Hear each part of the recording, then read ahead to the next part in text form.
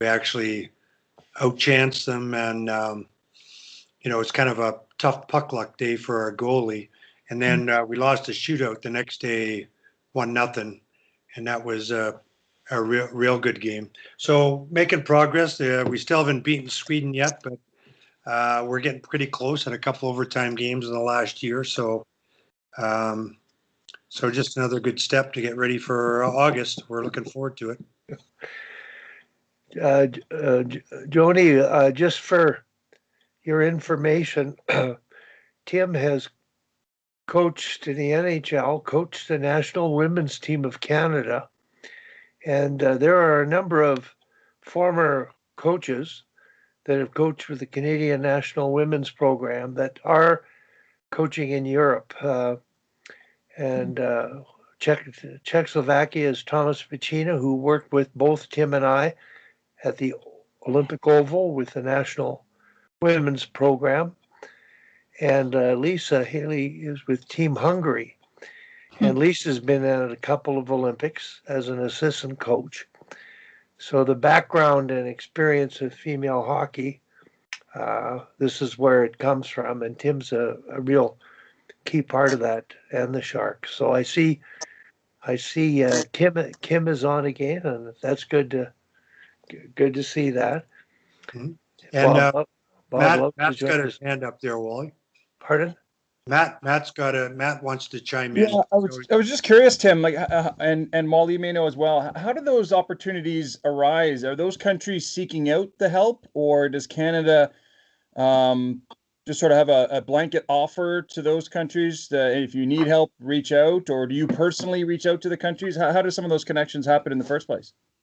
I think all different ways, Matt. Mine happened just because Peter, who's been on with us, the head coach, he was the Swedish coach in Torino, and we've been friends since then. So when he got the job, he just reached out to me. But Hockey Canada has, actively since maybe about 2008 or 9, actively started really a mentorship program for a lot of the international programs, being of assistance and trying to place mentors. Like Peter Smith, who's on with us many times, he mentored the Czech Republic for a couple of years, I think 2011 to 13, something like that. Shannon Miller helped the Russians out about the same time frame. Dwayne Glinowichuk worked with the Hungarian program, again, around the same time, I guess maybe 15, 16. So any number of ways it can happen. It's like the hockey world, just connections, or they reach out, and Hockey Canada might just suggest somebody. So. Yeah, great, thanks. Sure. It just says Morris just started a call, so I'm going to invite him to this one and see if we can. I'll text him too. Okay, Matt, I just wanted to let you know what I found out talking to Mel Davidson. I believe those positions come out through being involved in female hockey at the national level. And Mel told me that she was able to arrange for Lisa's involvement in Hungary. So I think the way to get involved starts with the branches in any capacity. Particularly, I think coaching a provincial team is sort of an ideal, and the stepping stones could be from the provincial program to the national program. But being involved in the CIS,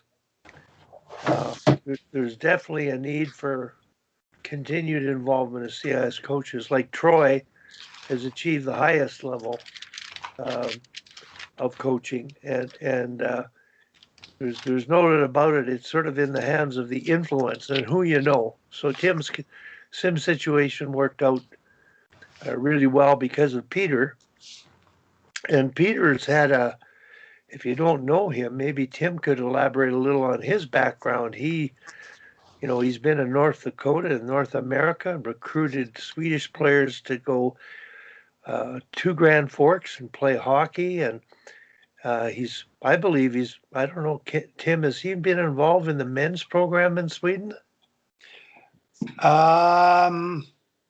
I don't think the national program, he played Division Two, their World Junior team, in I think it was 1980, and he's played like the second division in Sweden, and then he's been coached a long time. He coached in Denmark, the Danish league, but I don't think he's ever been involved with their men's national program.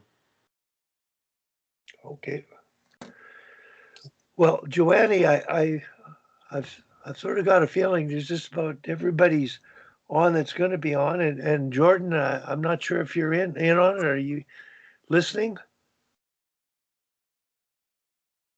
He's on there. He's got his mic shut off. Okay. Well, Jordan put me on to a virtual speaker series with Pedrita Felicia the hurdler yesterday. I listened in on it, Tim. It's really outstanding. Her story and how she arrived in Canada was so interesting. It was more interesting than Indeed.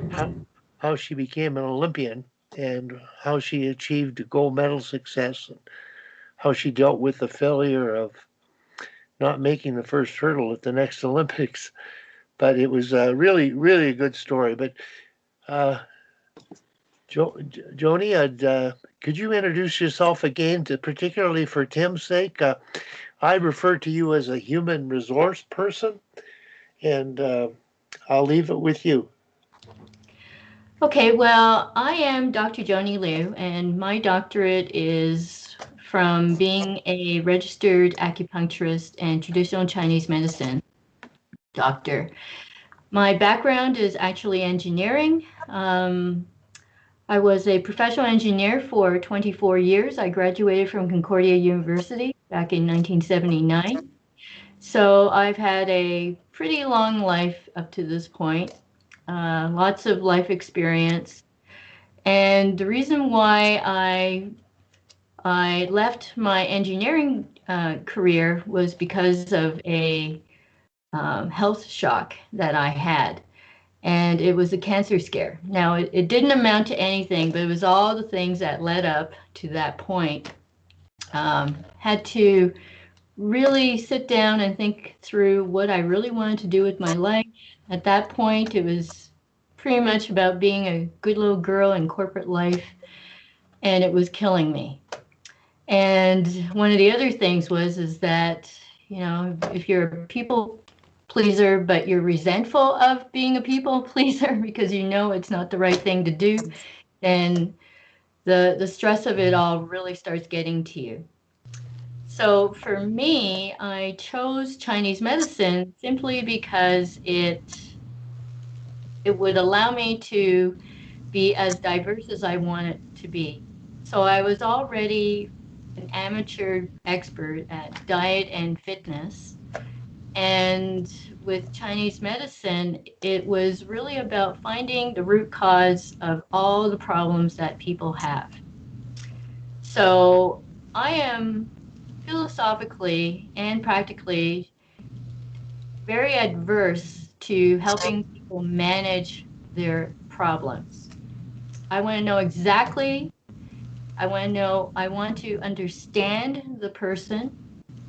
I want to listen to that person and read in between the lines and ask a lot of questions, because it's never enough to just write out prescription or even to prescribe surgery, because you're never really getting rid of a problem that way.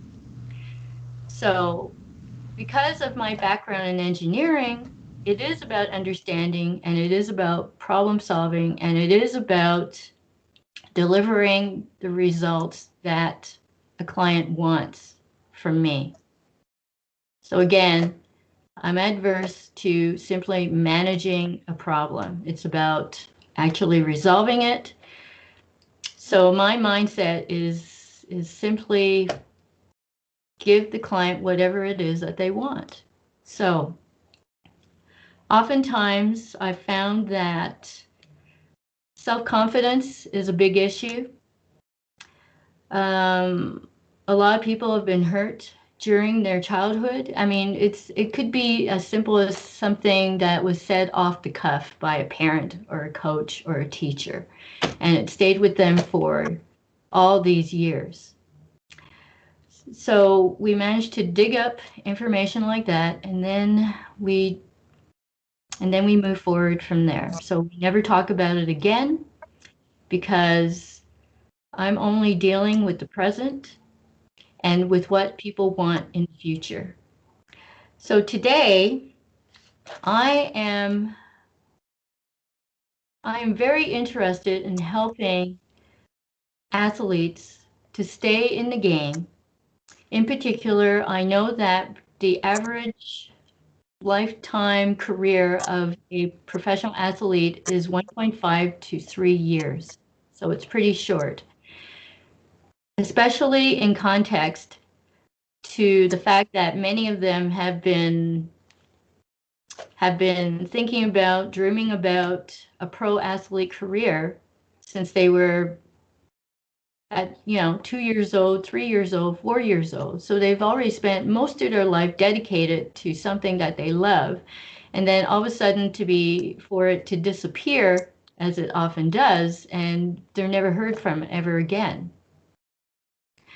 So my approach is to help build up that self-trust that they need to understand that inner truth about themselves, to understand, to bring out that inner person that has been crying and feeling so much conflict, because so often they feel they do not deserve to be where they are, even though they have worked so hard to get there. So this, I guess, is what I do. Thank you very much. Can't hear you. Can't hear you. Are you on mute? When I listened to the Pedrita Feliciana, I mentioned it. I noticed you nodding your head, Joanny. Have you had anything to do with her, or have you heard her story? Oh, I've definitely heard her story. Yeah, I followed Olympic athletes, professional athletes in hockey, soccer, football. So yeah, I know a lot about her story. Yeah, but like I thought of you. I didn't think of you until now, related connecting to her. But first generation Canadian, what her mother went through coming to Canada, and then becoming an athlete, and what her inner drive was, just still amazes me. And I'm really intrigued by that more now than ever talking to you. I've got a question. You mentioned 1.5 to 3 years, and we've got people that are on. Dominic has just left his station. Morris Lukowich has been on. Tim Bothwell played in the NHL. Many players have played in other leagues. I was one of those players who made a good choice, and I'd really only played one season of what you might call professional paid hockey. But I find, Tim, how many years did you play? Morris, how many years did you play? I find that, like, is that a NHL number? No, Dominic actually, as well. that Okay. 1.5 years is actually football. That's North American football. Okay. It's about 3 years for a hockey player. It's a little bit longer for a baseball player, but it's on average 1.5 to 3. So you're talking an NFL player? NFL, yeah, well, even CFL. CFL as well. Yeah, I mean, you can be a star 1 year. Yeah, Nick Lewis was telling me, formerly of the Stampeders, he was telling me that there was a really great, and I don't even remember this guy. He actually won defensive lineman of the year 1 year. in his rookie year, and he came back, after receiving all these accolades, and he just didn't do well in training camp, and he disappeared, and he never came back. He was never picked up by another team. 1.5 years is what Nick Lewis would say for the NFL right now. Okay, but I believe he came. I'm not sure. I don't recall 100%. I'm not sure if he was a receiver or not. Yeah.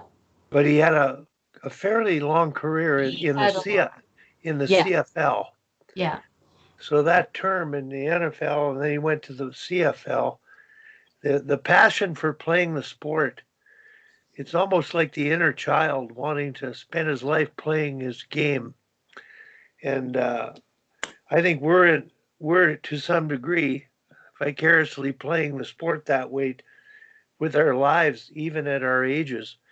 But that number, it's really interesting. You stay with the game, and it's interesting to hear your side of the story. Do any of you have any questions that you might ask Joanny about this? Because everybody on board has coached, has played, and everybody that ever played is going to spend a lifetime doing something for a living after they played a sport. So any questions at all there? Matt, you can think of your females.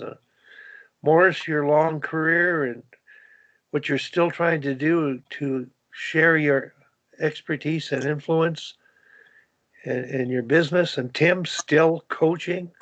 Dominic, going to a girls program where everybody on board is finding life satisfaction in what they're doing, I believe. So, Joanny, have you got anything to offer related to that? Or Morris, go ahead. Yeah, I do. Dr. Morris. We've had a coffee together, and I think what she does can be amazing for athletes. And something that I liked about our conversation is that she has the courage to ask the tough questions that are in order to really help the player get to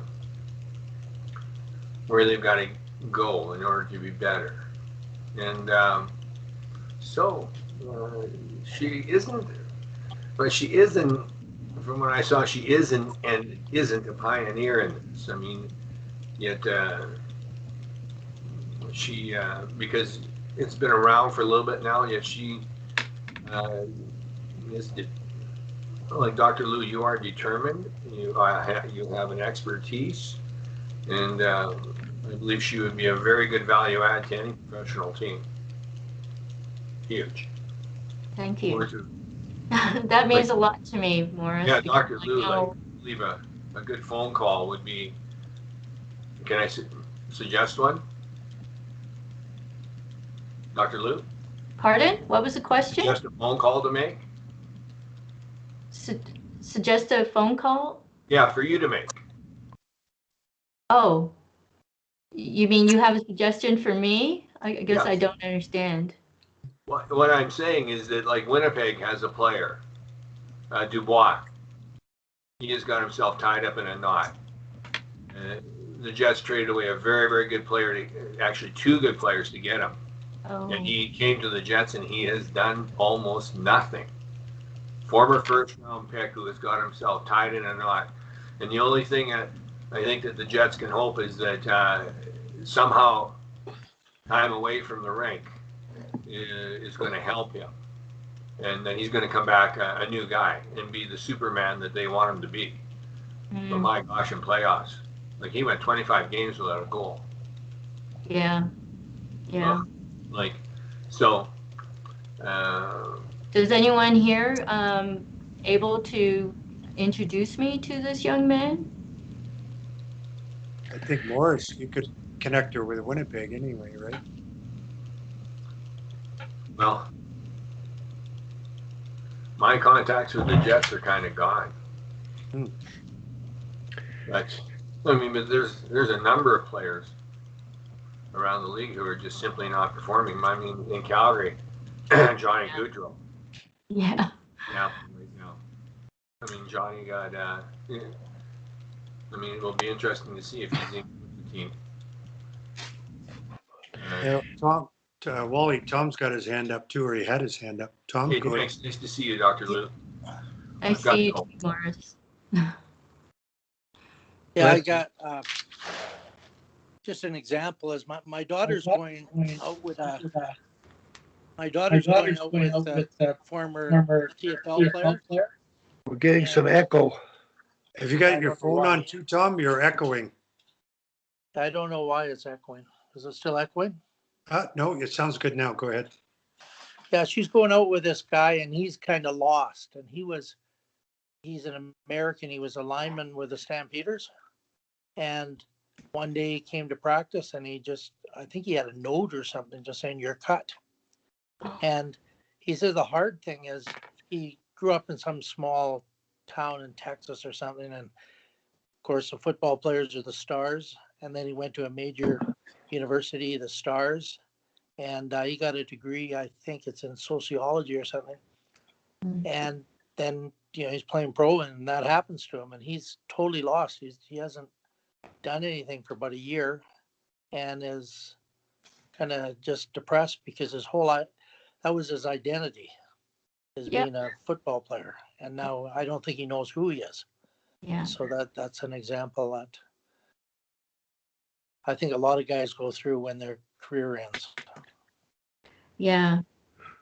And it doesn't seem to matter how long they've played. I think Nick Lewis, he already had businesses going and this sort of thing, while he was playing. So it wasn't, which, in a lot of cases with the CFL, you're really paid like a white collar worker. Most people aren't making a heck of a lot of money. So you've got to figure out what to do for the rest of the year. And so Nick definitely had his fingers into some businesses while he was still playing.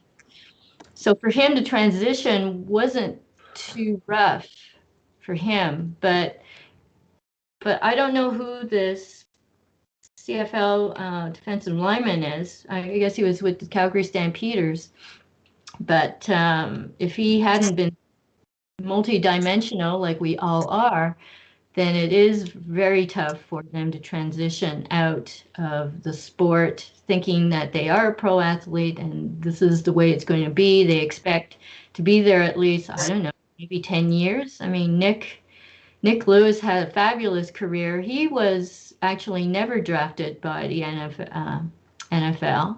Was very disappointed, but it was his mom that turned him around. And he just stayed with the game until he got to the Calgary Stampeders and became a huge success.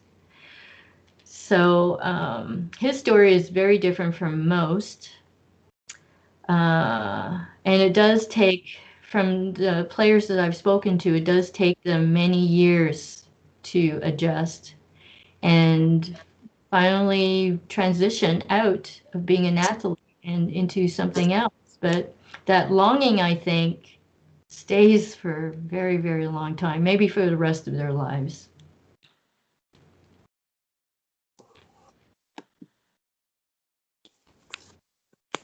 I had a couple thoughts, Joanny. Number one, on Morris's bringing up Dubois and you asking for information. It's sort of like who you know.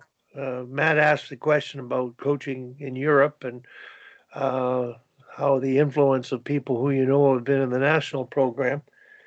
I think what you're doing, there's an extremely big need for. I'm curious about a number of people on here, Dominic in particular. Dom, how many years of pro paid hockey?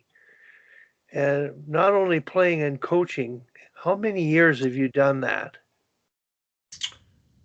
27. Okay, and how many different leagues have you played in?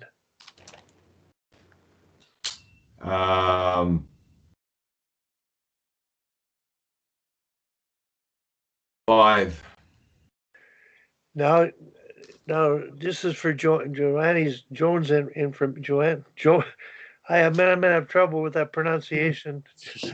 You would have to go to Montreal and make sure they change the spelling to confuse Ukrainian Canadians here. But I'm thinking of you, Dominic, as a great example of how many years you played. You certainly stuck with it and kept at it, and now where you're ending, and I'm not saying ending because you're still discovering what you're doing, and I think it's been your life has been very fulfilling. But I've got questions about this kind of a service with the athletes you've worked with, and that well-being. I know we've talked earlier about mental health, and on the female side, Kim actually has addressed this formal issue on the female side because there's some real serious distortions of perspectives that are going on that are confusing young people to pursue careers and get scholarships and achieve their goals. And I'm thinking of female hockey and the pro league options now, and how excited we are as adults to find our child again and play sports or be involved. So we've all done that, but I don't think I ever had a downtime where I needed to get professional help and guidance. But I see I see what you're doing is something that's important. And on the more serious side of things, and when I think of the NHL, I think of depression, I think of suicide, I think of the crises of driven young players being drafted trying to achieve their goals. And Dubois is a perfect example of the right age, and having those conversations to continue and provide support. And when Morris brought that up, I thought, wow, what a connection. So I don't know that I can do anything, but I think some personal application. I do know the owner indirectly. I couldn't phone him face to face, but I do know he has concern for female hockey, and I do know one of the former players' dads, who he worked with female hockey in Manitoba, that knows him personally. But it's a service that people need, and it's not just your typical sports psych peak performance service. It's a deeper thing. So, Dom? Yeah, I mean, just in hearing you talk and hearing Wally converse, it's, from my perspective, I'm just trying to think of what the best way is about it, because it's definitely an issue with guys. We saw it first and foremost in the bubble here this year. Guys were only able to really focus on hockey, and you could see just they came in and they were like a shell of themselves because they weren't able to do things outside of the game. And from a general manager's perspective, they thought, well, this is great. Guys are going to be able to focus on hockey. They're going to be able to do this, and to the point, actually, that they tried to restrict everything that they were doing from a standpoint of whether it was alcohol consumption or whether it was whatever it was. And you just saw, and again, it was an extreme situation, but you saw the individuals with like their joy of playing just dissipated, like to the point where they're just like, can I please just go home? Like I know I'm getting paid. I know there's a chance for me to go. And no one would ever say that because that would be career suicide. And I think when you touched on it, it's identifying only as a hockey player, and with and I've seen it from the bottom up and the top down. Like everything is specialized 12 months out of the year. like, I could run camps here 12 months of the year, no problem. There would always be somebody that would want to go on the ice. And so this big picture perspective and this holistic approach to being able to, for the individuals, it just isn't looked at. And so for me, I have, 3 daughters. I have one of them now that is just getting into, college recruiting, and they're doing district camps, and they're doing all these types of things, and trying to give them a big picture perspective in regards to other interests. And you're right, there's, regardless if it's female hockey or if it's male hockey, like there's only a window where you're going to be able to play.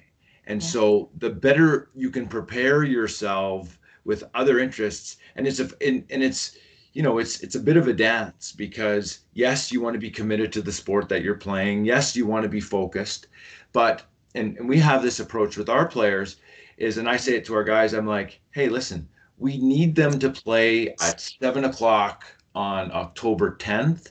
We need them to focus at that point. They have to, and so, but you don't need them to focus for 24 hours a day up until that point. And you see it, like I saw it this year with the guys that, and again, the guys that were, they were eating right. They were doing everything to the letter, absolutely everything to the letter.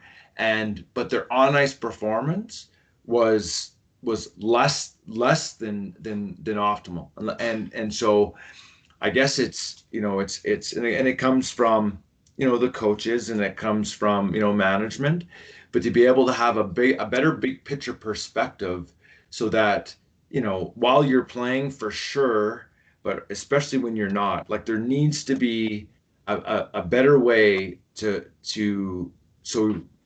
be able to kind of diversify your interests, per se. And I think if the team is really interested in, because ultimately the team only cares about their on ice performance. That's it, right? Like that's it. Like, you're getting paid $8 million a year, you better score. Now, why aren't you scoring? Right? Oh, well, you went out and you did this and you did that. If they really had a big picture perspective, they would invest in to be able to have, these different experiences, and be able to develop players in other aspects, as opposed to seeing it pulling away, but actually for their end result. So I don't know. I'm not sure what the solution is. I guess it's just more of a statement more than anything. I just love what you had to say, Dominic. And in my first conversation with Wally, I was pointing out something about the Calgary Flames organization that I did not like. And it came out really, I was angry when I found out that the Calgary Flames did not want to put up a banner, or they did not, well, they put up a banner, but they did not want to celebrate the fact that the Calgary Flames had won the Pacific Division, and they didn't want to celebrate it. And I thought, I mean, they were upset because they got kicked out of the first round of the playoffs that year, but so did the Lightning. They didn't get through either, and they also won their division as well. And I just thought, God, these people, do they think? I mean, the players are human. They're not machines. I know it's a business, but you still need people to have a business. Without the players, you don't have a business. So I was angry. And even when the Stampeders won their last Grey Cup, it was the same thing. Not everybody who was named on the roster got a Grey Cup ring. And I was upset over that too, because again, everybody is contributing. They got to play sometime during the season to get them to where they were. So yeah, this whole thing about, I mean, it dehumanizes, and I don't like that. And I want to bring humanity back into these games. I mean, yes, it's business, but you cannot discount somebody's feelings. And because people aren't scoring, they're not performing. Yeah, they're definitely having a personal crisis. There's a personal crisis going on. And they're not going to get out of it simply because they're going to be told to shake out of it, or being asked the question, why aren't you scoring? Why aren't you performing? It's not enough to say that. I was gonna follow up on Dom's comment, about the players and having balance and perspective. As we all know, it's arguably even tougher for coaches to maintain some balance. We don't get to go out on the ice and perform. We get to spend 24 hours, seven days a week, thinking we have to unturn every stone to make some kind of little difference in the way our team's been performing or some players have been performing.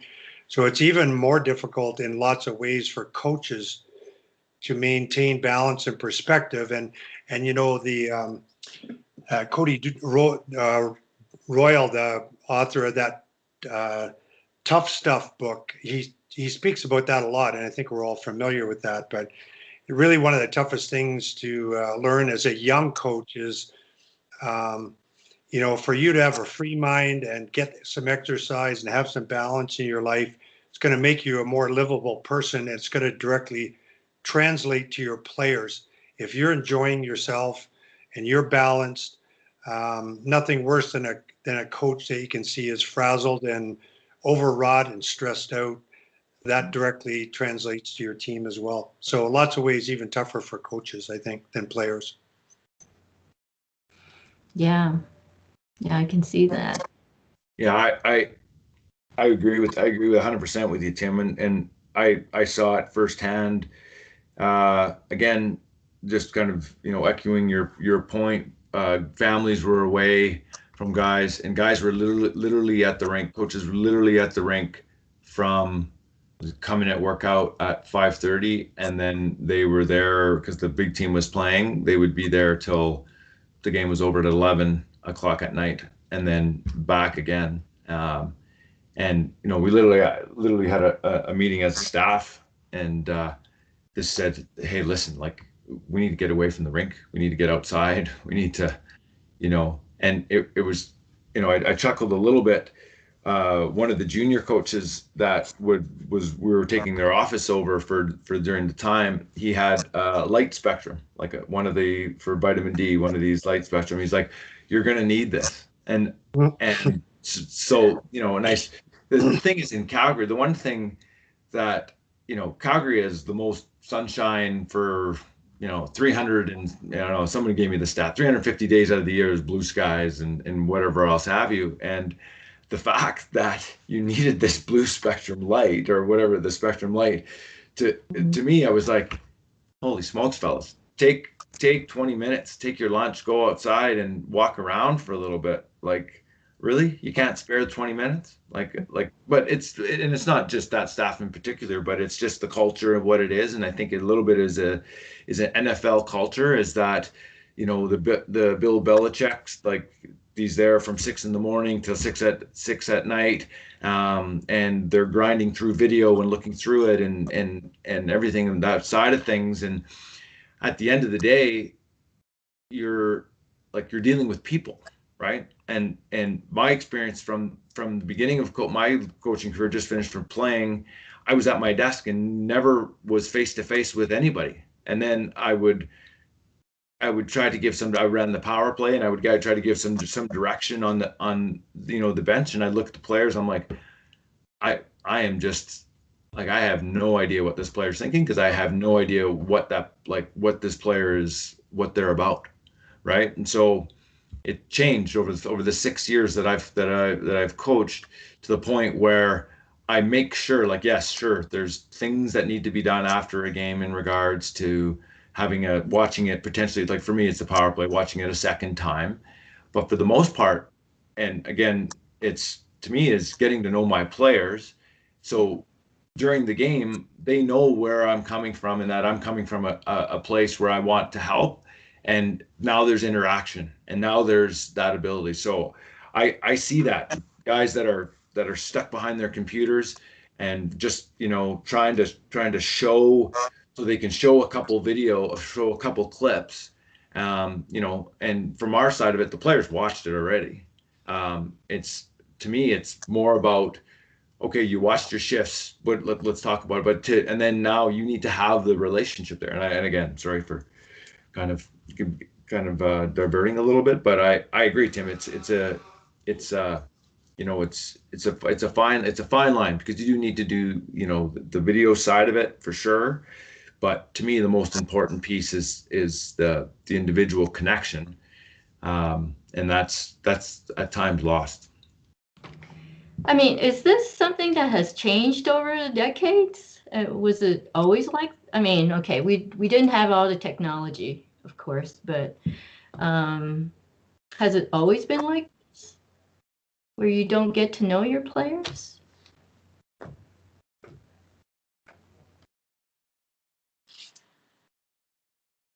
Okay, go, Matt, you've got your hand up. Or I guess as you guys having been players and now you're coaches, you know, what differences do you have made in the way you approach things? Maybe I haven't been at it quite as long. Like I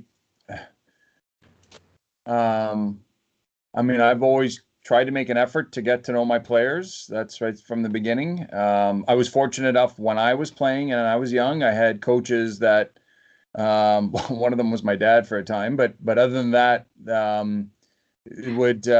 would make an effort to get to know me. So I can only speak anecdotally that I believe, and I'm going back decades, that there may have been a time when a coach felt, regardless of the sport, that there had to be a wall between coach and player, and that's just the way it was. Or maybe that was easier for the coach to put up that wall from an emotional standpoint in order to make you know, tough decisions or appear to be tough. But that's just sort of guesswork and anecdotally. I'm fortunate to have played for coaches that would take the time to get to know me, and I certainly felt valued as a player because of that. And I've tried to carry that over into my own personal coaching style. Awesome. Yeah, that's wonderful. The only other thing I was going to mention, I agree 100% with Dom as well, about making that connection, and it's a two-way street, and it ties into the life balance part. I've also found that I coached before I had a family, and now I'm married and have an 8-year-old daughter, and obviously that you know, those responsibilities you know, will take up some of your precious time as well. And I was that coach for a time pre-family that wanted to spend 25 hours a day, you know, preparing the next practice and preparing for the next game and whatnot. And obviously thrilled to be part of a family as well. But I found it's helped to let my team get to know my wife and get to know my daughter, so they see the people that I spend, you know, time with and that I want to spend time with outside of the rink. And so, you know, when I say to a player or the team, okay, I'm off, it's my daughter's soccer practice, you know, they understand, and they actually get excited about that, and they understand it and they support it. And so you certainly feel less guilty, I think, as a coach in those circumstances, because you almost have the understanding and the blessing of your team as well. And they want you to have that life balance, and they see the difference in a coach when he or she has managed to get that life balance going, and the difference that makes on their coach and their coach's performance. Yeah, I think that's wonderful, because obviously you've thought about these things and they're very important. We're not one-dimensional or two-dimensional creatures. We're human beings. We have feelings, we have interests, we have all kinds of things that we want to do with our lives. And the closer we are to ourselves, the closer we are to our inner truth, our inner self, the better we will be as players, performers, as people, you know. And we need to have those connections, those human connections. We can't, boy, I mean, thinking hockey 24 by 7, I mean, you know, when my kids were growing up, we were a very heavy soccer family. My husband's from Jamaica. Jamaica's primary sport is soccer. But you know, I mean, track and field is extremely important there too. But the thing is that I used to say that we used to live and breathe soccer 24/7 because our kids played indoor, my husband played indoor, he played outdoor, they played outdoor. I used to go through withdrawal because I wasn't going to the soccer center, you know, at the end of the season, but I couldn't wait for the outdoor season to start. And I used to organize soccer. So it was a beautiful experience, but it was also very addictive. But I also had my job, you know, and my job was a lot less satisfying than my volunteer responsibilities, soccer, because I just fell in love with the whole thing. And what I didn't get out of my job, I got it from my volunteer positions in soccer because I used to organize it. So that was addictive too. But I guess, you know, there were still a number of things that I had to do, making sure that the kids ate properly, that they were hydrated, you know, they got enough sleep. And when we went on tournaments, it was my job to make sure that the kids were eating properly, getting enough, I mean, on the entire team. So I was a mother to everybody, but I loved it. But we also got to know each child really well. We knew which ones um, were going to be, I wouldn't say difficult, but more challenging. And we would joke around with them. You know, we would have fun with each one of these kids. We got to know the parents really well. We had relationships. It was just wonderful. So why can't we do that at a professional level or at an elite level? Because everybody is having fun. Everybody's having fun. And the teams did well. It didn't matter. It didn't matter if we didn't win the championship at the end of the year, but we knew that they were going out and doing their very best. So that was my experience from a, you know, very amateur community um, sport thing. But that's the type of experience that we had. And some of these kids, you know, I wouldn't recognize them now because they're in their late 30s. But when we do run into them, some of them have their own families and they were coaching, you know, and it was because they remembered what the experience was that they had with us.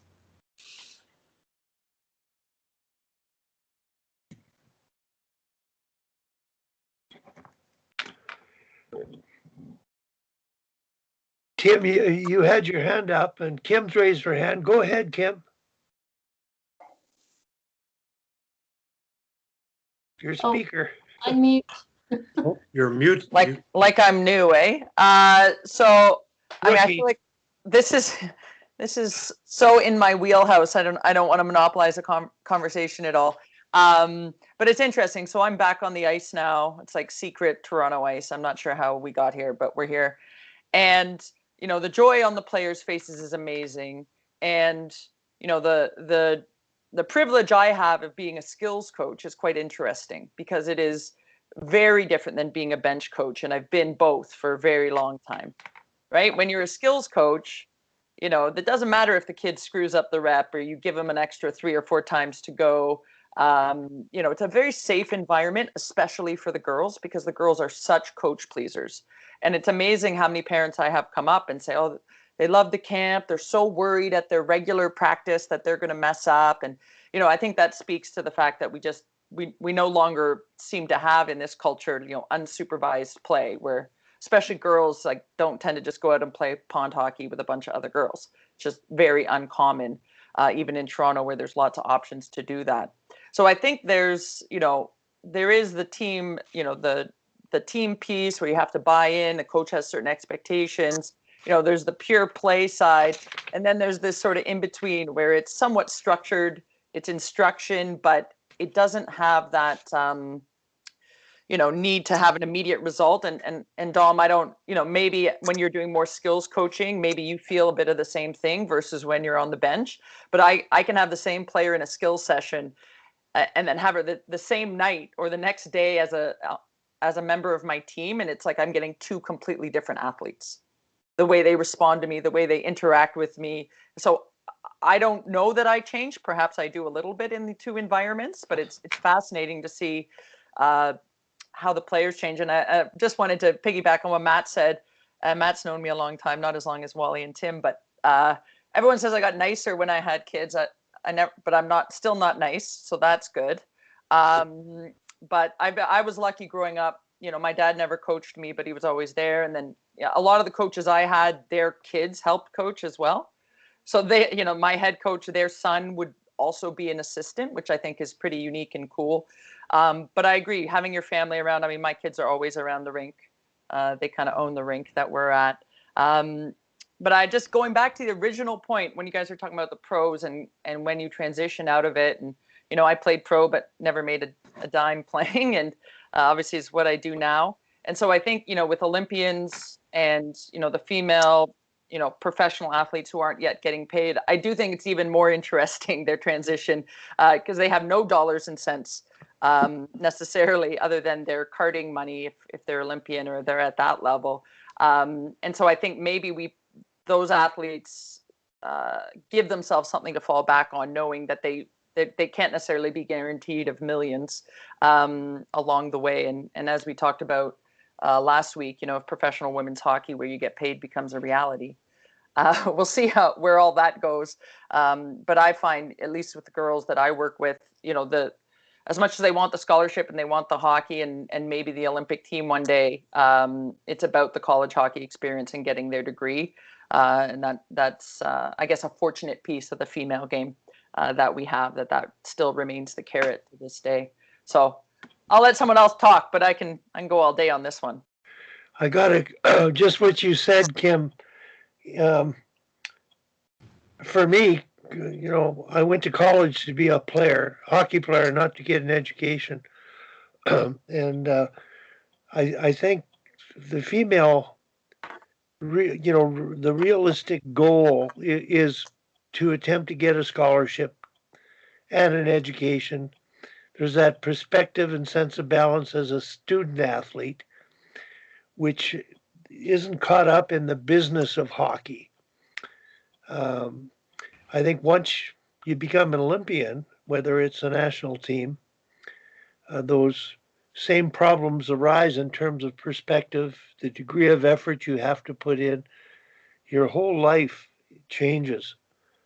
So most Olympians, female Olympians, many of them now are on television. They're still plying their trade out off the ice and making a living from it. And there's there's fame and fortune to a degree. But for student athletes as a whole, I think that's the perspective piece that the student athlete really that should make the university sporting experience far more holistic and achievable. And I think some schools, some athletes, some programs, they struggle with that in terms of being able to provide a sense of balance. So I'm just going to take another call here and I'll turn it off and go ahead, Kim. Well, I think the transitioning out into something else is, an interesting topic for everybody. But, I think the women who are, on TV plying their trade, I'm one of the few women who actually coaches and makes a full-time living coaching. I know it's becoming more and more prevalent, but it doesn't seem yet to be a career option that most people are pursuing outside of hockey. And so you get that really interesting dynamic of the high-level college player who might play in these semi-pro leagues, we'll call them that. Does she make that choice, some would argue sacrifice, or does she go into a more professional degree or more professional job experience where she can't make that kind of choice.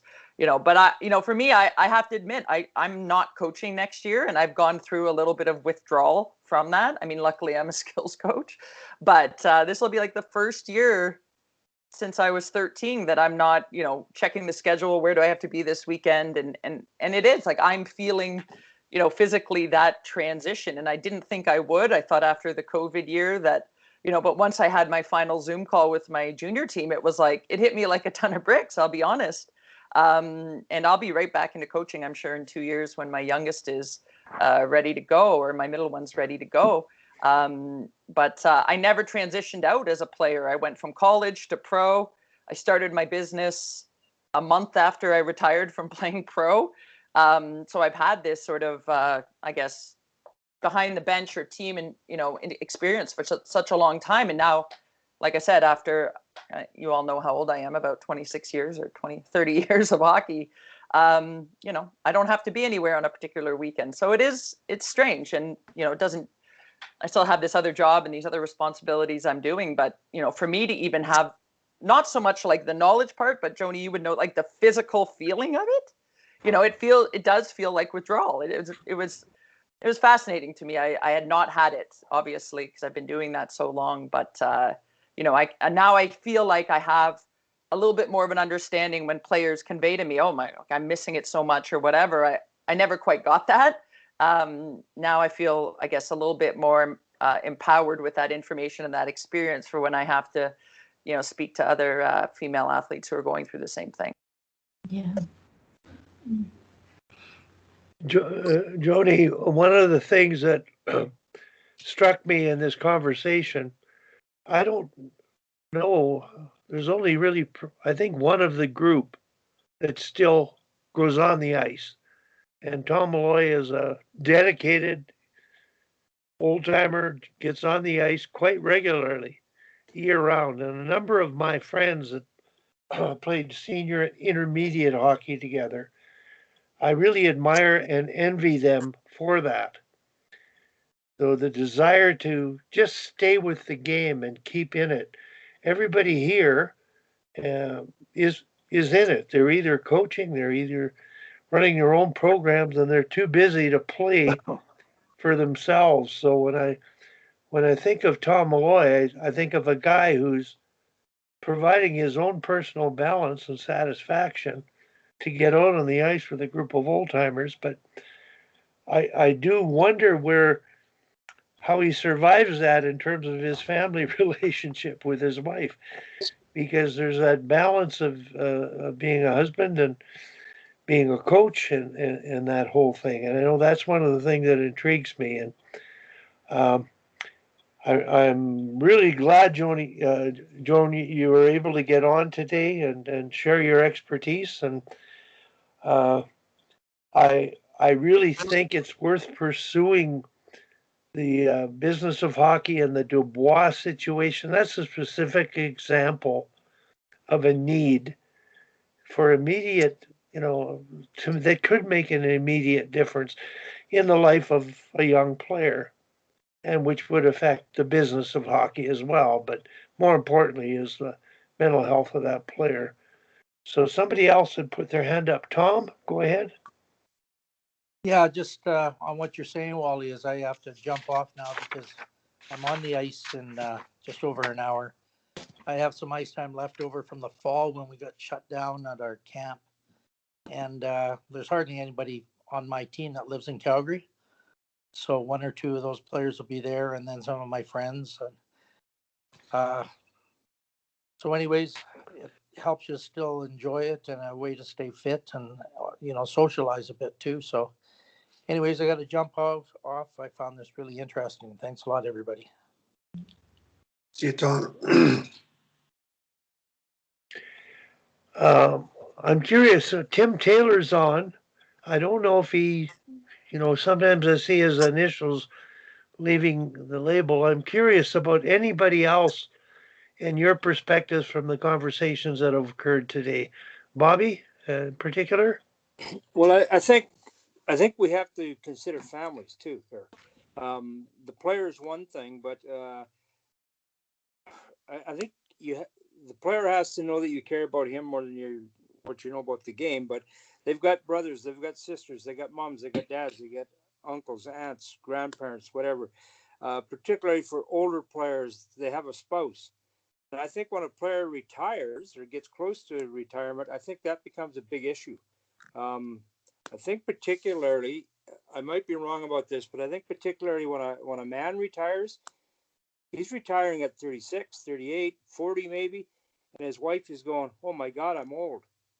Now you've got another dynamic you're dealing with here. And it's more than just the player. I think they go through so many stages of life.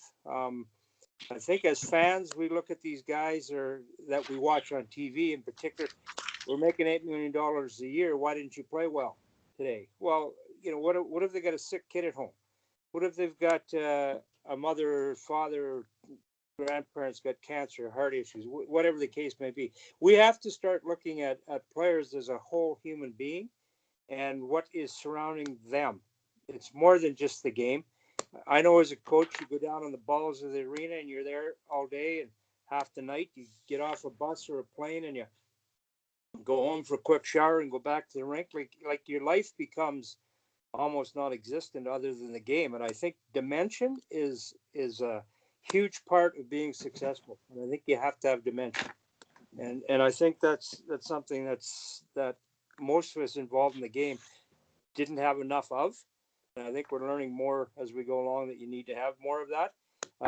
Just small things like, and I don't care how old the players are. It's their birthday. Bring a cake to the dressing room or an ice cream bar or anything. Doesn't matter. Let them know that you care about them and that they're important. It's a small thing, but it means a lot. Holy cow, this sort of thing isn't happening? Not enough. Not enough, I don't think. I like Dom said, go out for a walk for 20 minutes. I know I used to go into the rink and I'd be there before the sun came up and I'd go home after the sun went down. It just becomes I don't know, you're existing. And it's all about the game.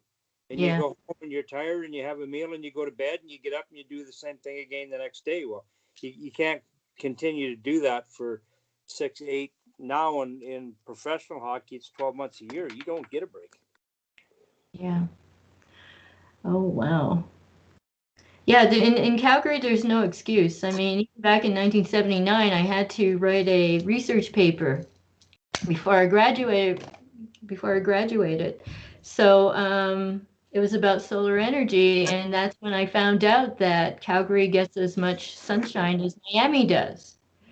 And of course, it's because of our incredibly long days during the spring and the summer. But there's no excuse to stay indoors all the time. Well, when you get to the professional level, it's all about winning, right? So it's more than just fun. It's about winning. And I think we lose sight that it should be fun. Players play because it's fun. And I think that as coaches, we need to get out and have fun as well. It's more than just looking at the tape over and over and over again. So how can we as a group change things?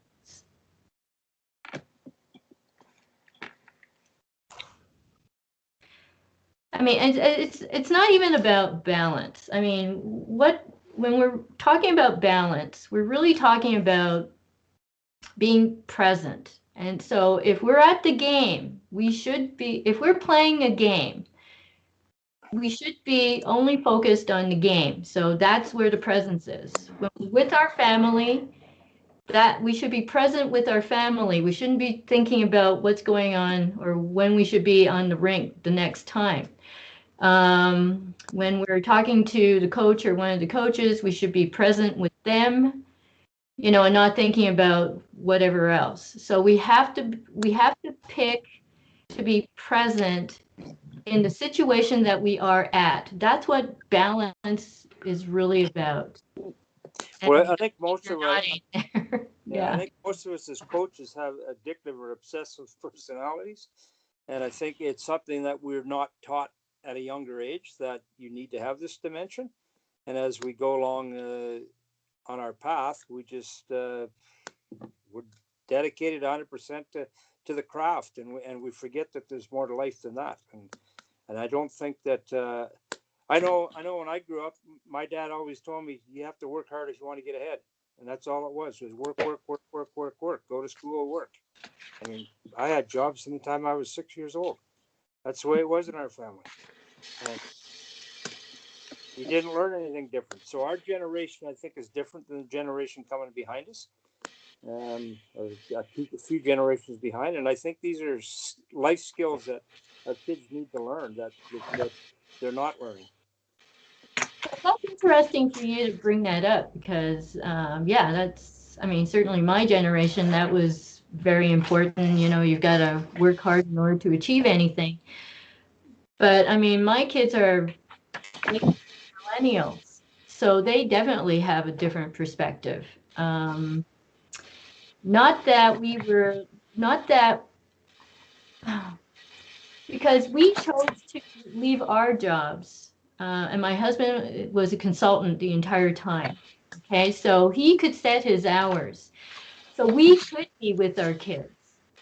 And when this, you know, when I had these issues with working overtime with a crazy supervisor boss that I had in those last few years, you know, like people would tell to me, Joanny, what are you doing here? It's 7 p.m. What are you doing at the office? You've got a life, you've got a family. What are you doing here? And, you know, and after 6 months, I had a performance review, and the guy said, well, you know, you're not doing enough.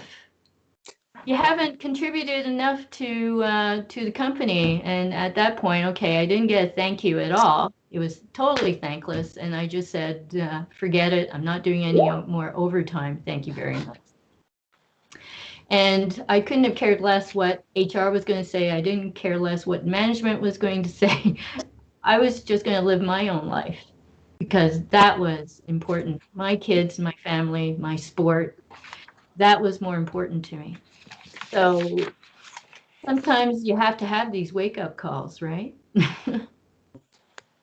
You have to have those wake-up calls that make you start thinking about what really is important to you. But the thing is that I've never had to have a wake-up call that that resulted in something really bad. I mean, that cancer scare didn't amount to anything, thank goodness. But I know for other people, they've had to have the big wake-up call. And hopefully they did wake up and make big changes in their lives before something really bad happened. But a lot of people, they leave this earth without ever having achieved what they really want.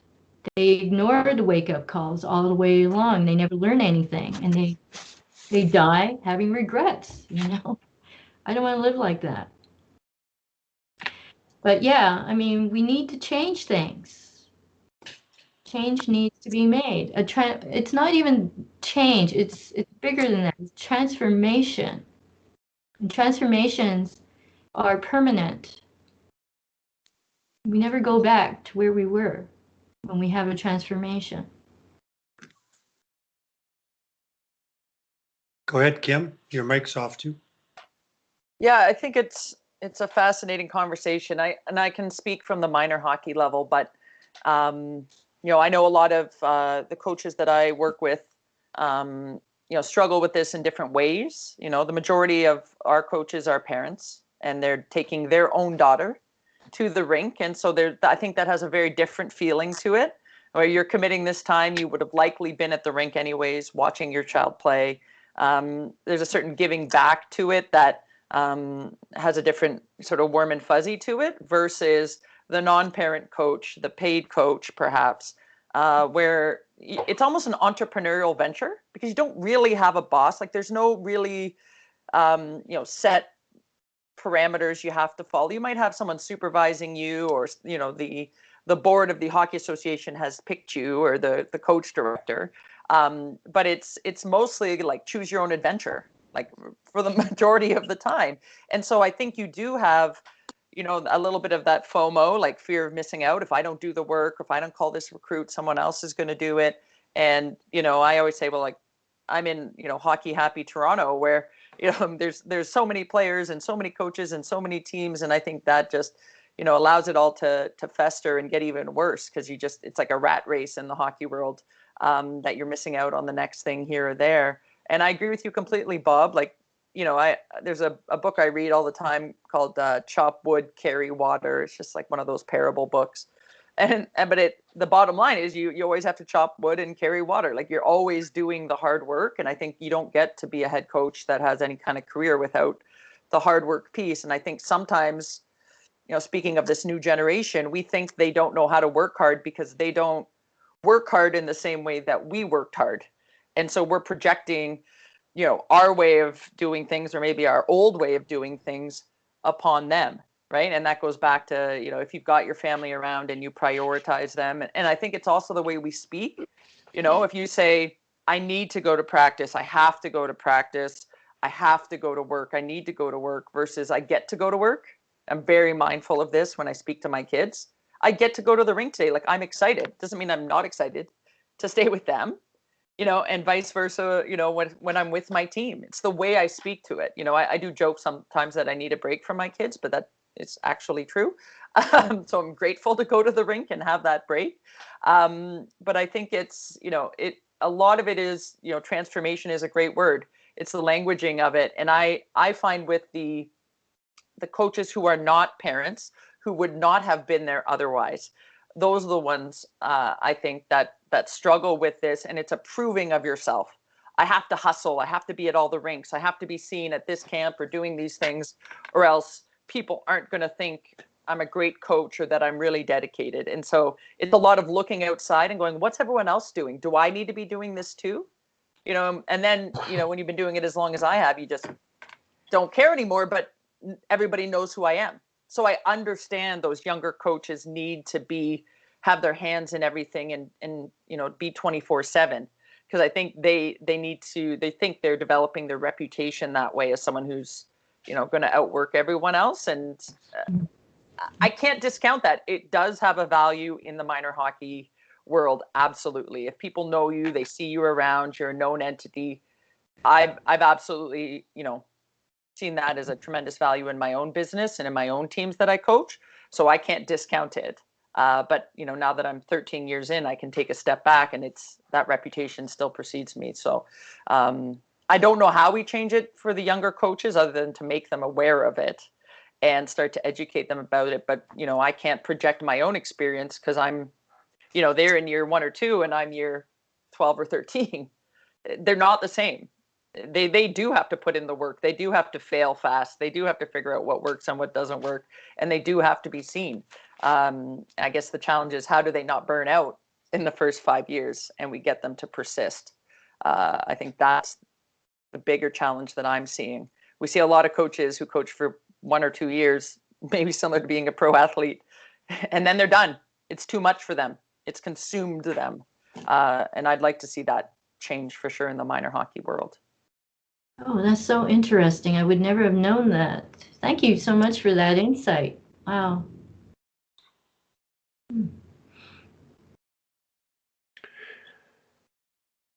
I had about an hour ago, there was an interesting thing that came up when Dominic was talking, and his frustration in terms of, the go, push, not, and being in the bubble. Now, I have a question for everyone, but Joni in particular.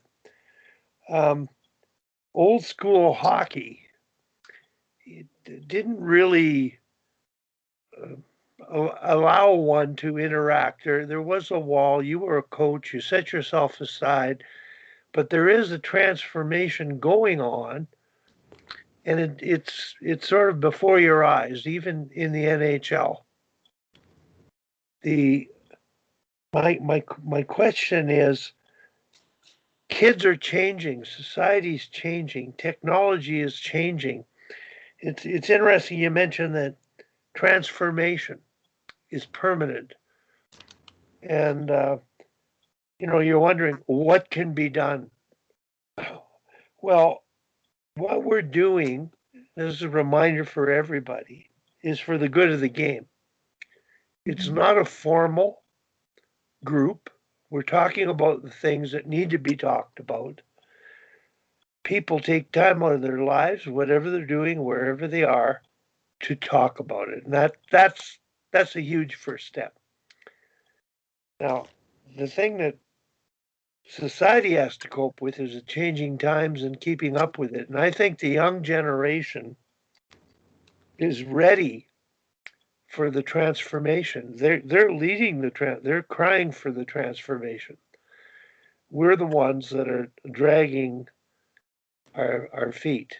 We're slowing it up. We're interrupting the process. We're delaying the process. So I think down the road, the catching up will occur, but the young generation, I think, and I refer to Daryl Belfry, the student is the teacher. We have to learn from our kids, understand they're going to be our generation someday, and how are they going to lead and influence themselves and their children that they're going to raise. So I think when you said, what can we do? Well, we're doing what we do. This is exactly what we're trying to do and trying to influence change in a roundabout, indirect way, but it's just sort of a sense of purpose for me anyway to talk about it. And once when I had my heart attack and nearly died, I think my perspective was really reestablished about appreciating every minute that you have. And more so the perspective of what we're talking about and how important it is for everyone, how unhappy people are, distraught they are, disturbed they are.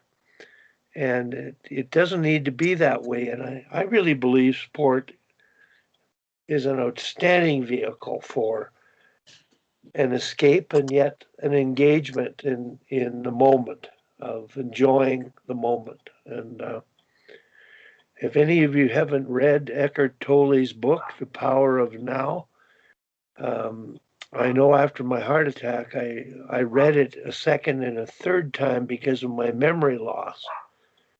But it's all about being in the moment. And he has short tidbits, edits on YouTube of his conversation. And he talks about watching tennis and being in the moment and what's occurring in terms of the impact and the he just talks about it in a philosophical way, which is being in the moment. And no, I'm really glad you're on today, Joanny, but I see TT, Tim Taylor, and I'm really curious, Tim, you're sitting in the background and I'm wondering what you might have taken away from all of this. Oh, I guess I have several thoughts going through my mind. One, most recently, Wally, not to get off the subject and into the weeds here, but I also had a heart attack. Mine was back in 2004, but mine wasn't quite as at the emergent level that I understand yours was. Yeah, so thinking about everybody's been talking about, as a tier 2 youth hockey coach. I guess the word that I had or the thought that was in my mind previously was a balance, but then Joni said it wasn't about balance, and so. But I think from the youth standpoint, one thing that I see is yeah, parents being all in on in youth sports. It's not unique to hockey, but like Bob, I'm a little more mature. Well, all of us on the group are. I grew up in a time where work was the work ethic was just numero uno, but we had you had relationships with other people in the community, and I whether it was church or work or civic organizations, and it feels to me like that's missing a lot today. And so the need to have connections and relationships with other people it seems like when you parents of youth players, maybe they're all in on that youth sports environment because they don't have those other relationships and connections that used to be prevalent in the community. And so it becomes more of a do or die kind of thing. So that's where I come back to balance, at least at the youth level. Anyway, those were just a couple of thoughts that were rolling through my head.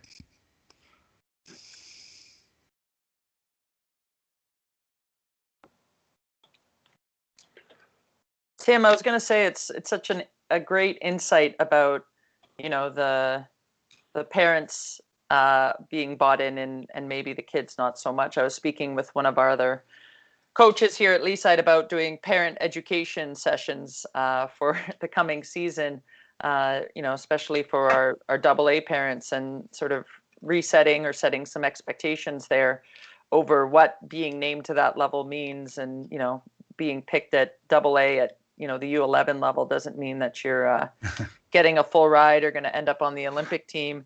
But again, I think it goes back to the unstructured play. Like I'm fascinated. I've got this camp running 3 to 5 every day for the next couple of weeks. And, the parents come in to pick up their daughter and it's like, hey, we got to go to lacrosse and then we got to go there. And if they have multiple kids, I mean, like, God help them. we got to go to this, we got to go to this. And who knows, I may be that parent one day, I'm not sure, but I see firsthand, like, where is the spontaneity, where's the unstructured play? And as I reflect on my own athleticism and, the fact that I started hockey so late, I think the reason I was such a good athlete is I grew up across the street from the park and my parents were never home. And that's where I grew up. And whoever showed up, showed up. And if I was playing with grown men, I was playing with grown men. If I was playing with little kids, I was playing with little kids.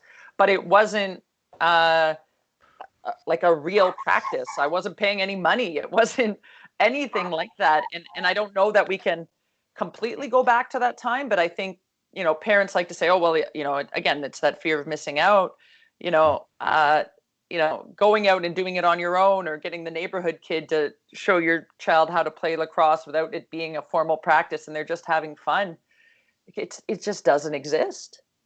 And I think that's, again, it's about freedom. It's about, again, you go to a structured practice, you go to a structured skill session, there's certain expectations, it's being taught to you. You don't have to learn any of it on your own. Right. And so much of that, exploration and figure it out on your own is where true athletes are born. They're not, we've all had and coached athletes who are, you watch them in practice, they do everything perfectly. You get them in a game and they're frozen. And those are likely the players who've just done skill sessions and formal practices their whole career. They just haven't gone out and played. And I laugh because my first day of camp this week, and again, these kids haven't been on the ice for 6 months. So you can imagine it wasn't the most complicated skating session ever.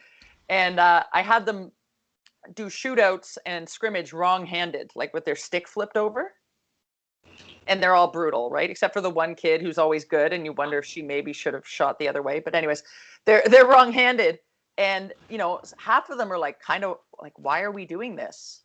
Like, how is this going to make me better? And I'm like, well, it's hilarious for me, so I'm enjoying myself, and that matters. But like, they're bad at it, but it's athleticism, and then you see them starting to figure it out. And again, I'm not coaching them, do it this way, but those little pieces, even if you're just infusing them here and there, I think make a massive difference, because it is such a, it's such a business, and I'm part of that business. And I work the kids hard, don't get me wrong, but at the end of the day, they are there to have fun, and they shouldn't feel like it's a chore and that their parents are making them be there. And that's so much of what I see, is that the parents are kind of force feeding it to the child. And if you have a kid who has the passion that I had for it, like, it's easy. My parents didn't have to push me at all. They just opened the door and there I went. I recognize that not everyone's like that, but in the youth hockey especially, it's so overstructured, overscheduled. And I wish, there are some places in Toronto here who are actually going the opposite way, and in some ways structuring unstructured play, which sounds ridiculous, but it actually needs to be done. And I think there's something to that. It could have a future for families who want to get off the roller coaster of competitive sport. Oh, hmm. Some people had their hands up. Yeah, I was gonna sort of follow up on that, Kim, because it kind of reminded me. And Wally, you'll remember this conversation. I think basically on unstructured play. It's such an easy thing for all of us to talk about, and as coaches, oftentimes with somewhat limited practice time, it's a harder thing to walk that walk. You think about organizations like P3 who, Wally and I have worked with, do such a great job at setting up structured practices for coaches, skill progressions, and player development. And it occurred to me, I think we were out in Strathmore, I think a couple of years ago, Wally, that one of the things that's missing from a lot of those really great, terrific, in lots of ways, structured skill programs is the unstructured play. Like, why is it that we feel as coaches that every single minute of our practice time, by and large, has to be filled with a plan, a skill to be developed, a play or a tactic to be worked on, especially at younger age groups? And Kim, something for you to think about in terms of giving your coaches association coaches some direction. Hey, let them play sometimes. Come to practice, even if it's, because we were always conscious of doing this, even at UFC and pro level, trying to surprise players at different points and just coming to practice. They're all expecting to have the regular old practice routine. It's like, hey, let's pick teams today. Let's have an East-West game. No structure. If you can, let's put some music on and just play and let them have some fun. So it's a question for all youth coaches to ask and consider is, you know what? It is flat out fun just to come to the rink, pick up teams, play a game, no instruction, just play. And it really should be part of especially every youth coach's practice plan, so to speak, is to have unstructured playtime. And anyway, just an interesting thought for coaches to think about. Tom? Yeah, I'm sitting in the parking lot now at Crowchild. It's a real funny situation because if players come, I only know about 1/4 of the players. I've never met the other ones because of the way you're recruiting online, everything now. So if someone shows up, I'll show them where to go. But anyways, on that part, I just sent out that curriculum that Joanny really developed, and I jumped in and helped him. And it's based on play, and the theme is the game is the greatest coach, and enjoy the game. And play and random play is part of every practice.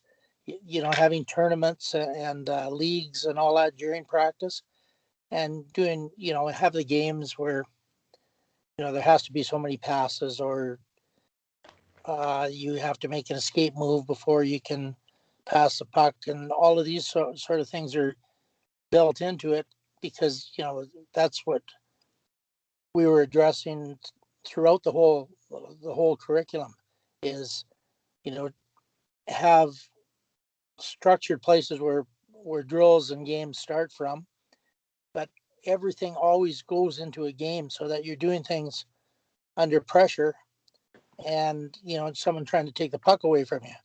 And that's the whole philosophy of that program. So, if you can take 10 minutes to take a look at it, because I really didn't get very much feedback on it at all, and nobody needs to do it if you don't want to.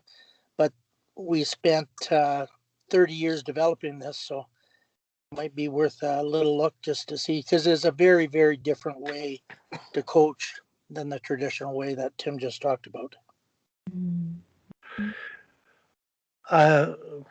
I've got my hand up, and exactly that. I thought of you, Tom. I I'm aware of that plan. And I'm going to share a story coaching the Olympic Oval team where I had a lot of national players, and I was doing exactly what Tim had mentioned. Structured practices. I was teaching, I was doing everything right. They were running drills. I felt good about it. I think the players felt good about it. They were, they had a sense of confidence and they were getting good information and good repetition. One thing I had Dr. Joan Vickers' class observe my practices, and she's a researcher on delayed feedback. And I received a fairly critical evaluation of my program because the way we've always coached back in the day then was obsolete relative to learning and the Socrates method of learning and discovering by play. And I even find, Tom, that when you're putting in those restrictive rules, now you've got a specific purpose. The kids love it. The players love it at any age. But I tried an experiment after that evaluation, and I talked to Haley Wickenheiser about, look, I'm going to come out on the ice deliberately very late. Can you get them? Just get them to shinny. Play shinny. And I did it a few times, and she said they don't want to. They don't know how to play. That's what I got out of it. She didn't say they don't know how to play. She just said, I can't get them to play. Let's pick teams and let's play shinny. And who knows? But that element is really important. And I know one coach, a young friend of mine who's not, he's not coaching now, but when he was, practices would start at quite early in the day at 4:00, or if you were lucky, at 5. And sometimes he started practice with scrimmage. That's the first thing he did. They played. It was shinny. And those things just ran on and on. And it was the most exciting part of the practice for him. So the idea of a game, playing games, enjoying it, and I know what Kim's referring to, and unstructured play. Like, I don't have any purpose or intent, just play. Whether you're in a park or on a field or on an ice surface. And that's the essence of the joy of playing. And that's why we all played when we played, to have fun. So, good point. Bob? Well, I've always had the practice of ending practice with fun. It didn't matter what age group I was coaching, right up through pro. I expected us to get our work done in practice. I always found if we started out with a scrimmage, could never get their attention back. But we always ended with something fun. It didn't matter what the age group was. The idea was when they left the rink with a smile on their face, and they were happy to come back the next day and get back to work again. So they would get a choice a lot of times, like play shinny, do a shootout, do whatever you want, work on a skill, leave the ice if you want. Like, it just sometimes left it up to them, or sometimes it was just have a shinny or whatever they wanted to do. But I always felt that they needed to leave the ice with a smile on their face, because that to me meant they were having fun, and then when they come back the next day, they're ready to go back to work again. And you're right about just someday surprising them with just play shinny for the day. I found that sometimes during the season, when you've got a busy schedule and you don't have much downtime, and your play starts to fall off, we tend as coaches to think that we have to work them a little harder or spend more time on our power play or penalty kill or whatever. When I think the best thing to do is come to the rink, guys, go have shinny, have some fun, forget about all the other nonsense that's going around, and enjoy yourself for the day, and we'll get back to work the next day. and it's always worked for me. And you know, no science to it on my part. I just felt that's what was necessary. One of the coaches I had playing senior hockey in Saskatoon, Mike Shabaga was his name. We scrimmaged literally every practice. I don't really recall, other than warming up the goalies, formal drills. And we talked about what we were doing, and we talked about why we were doing it. We talked about the game, the thinking process that was going on in the game. And, you know, as you're talking, you say you wait till the end of practice to have a smile on their face. Well, why can't they have a smile on their face the whole practice? Well, you're right. But I felt that if they had a smile on the face when they left that day, they would come back the next day with a smile on the face. I understand that, but you know, the concept of it is, and I know observing Tom's practices, the players were engaged in the games. They played the game. They put more energy into the game than they did it in a drill. Yeah, they worked the drill. They tried to do it right. It was deliberate, and it may have been necessary. But what you can accomplish in the course of games, and I think this is futuristic coaching, is in that scrimmaging back in the day when we scrimmaged, and I was playing senior hockey as a young last year university student,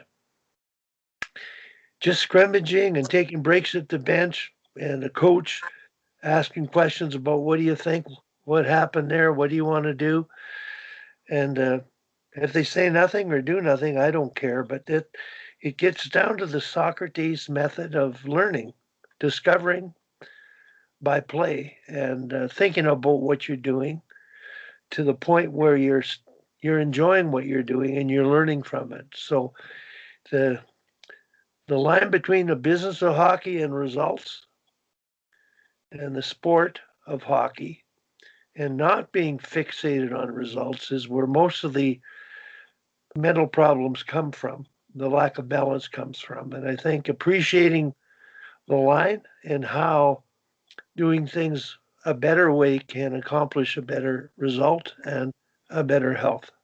Okay.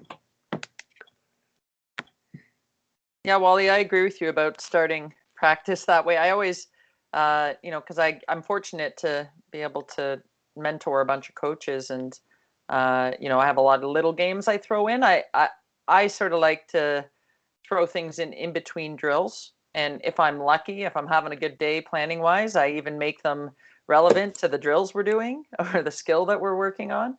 But I would say, you know, when I was coaching junior, at least 2 of the 3 times we practiced a week, we warmed up with tag.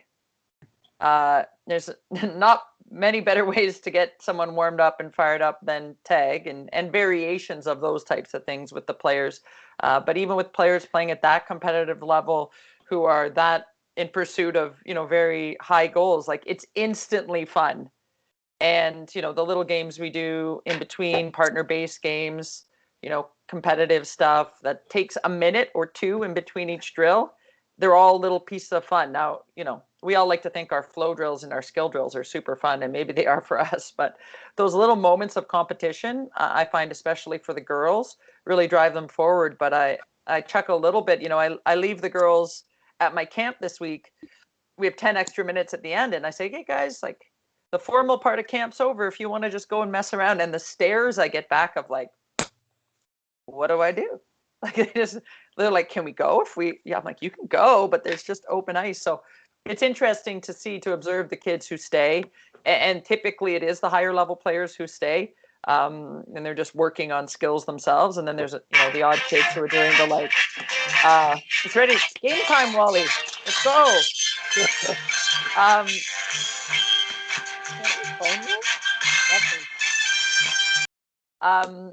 No, but you know, there's occasionally there's the little kids who do, you know, when you hold the sticks and you do the choo-choo train around, but most of them, if you give them free time, have no idea. But I would like to say, Wally, that when I played for the Oval, he can't hear me now, Tim was there though, so was Thomas. I don't ever remember scrimmaging.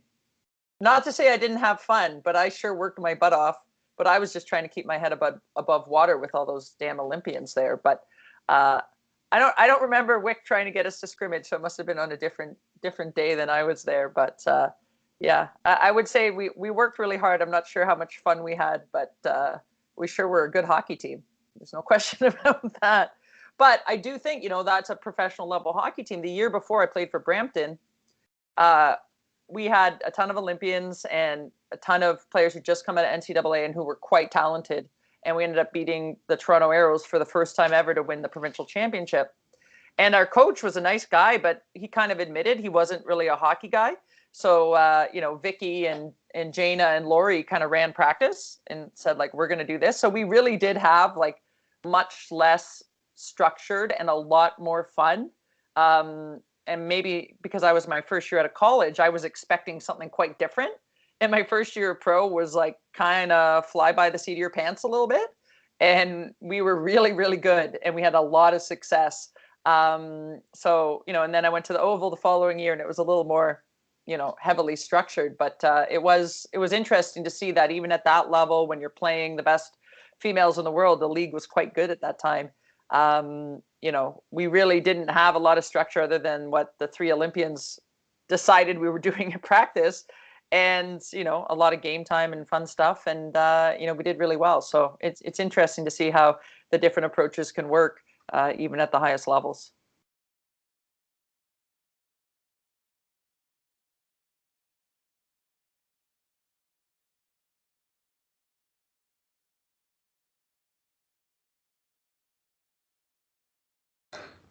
Well, it all comes down to feelings.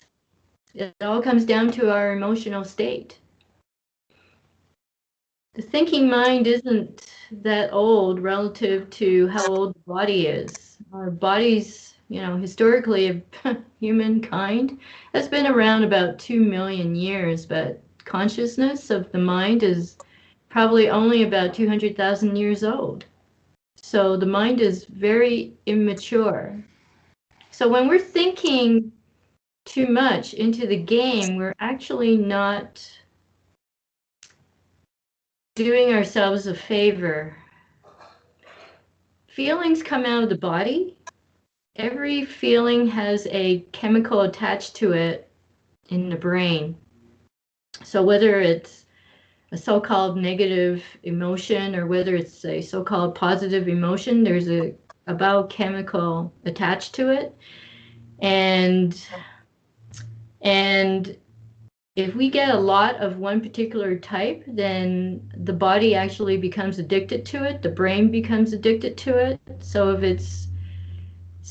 it's a negative emotion that's running around quite a bit, then we're going to have an addictive reaction to it when we suddenly find that we don't have that chemistry running through our bloodstream.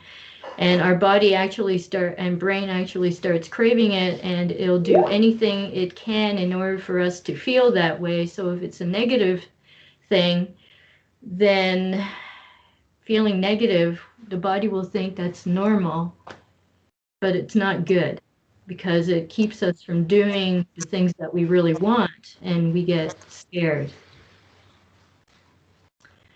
So when we're running around enjoying ourselves, that's a totally different scenario. And you're relaxed. When the body is relaxed, it doesn't get injured. And when the body is relaxed, it recovers a lot quicker. So that's the mind-body connection that's so important. I mean, for everybody, not just for athletes, but for everybody. We can't escape it. We can't ever escape the mind-body connection. Modern medicine has tried to disconnect those two things, but how you feel, what you're thinking about, which makes you feel the way you do, totally affects the body. And we have to understand that. So what's running through our players' minds? What's stressing them out? What's making them happy? Kim's example there, oh man, that was, and they did well, right? I mean, to me, that's a real testament of being relaxed, having fun. We should be having fun with the things that we're doing. It's not just about loving it, being passionate about it. Yeah. So important.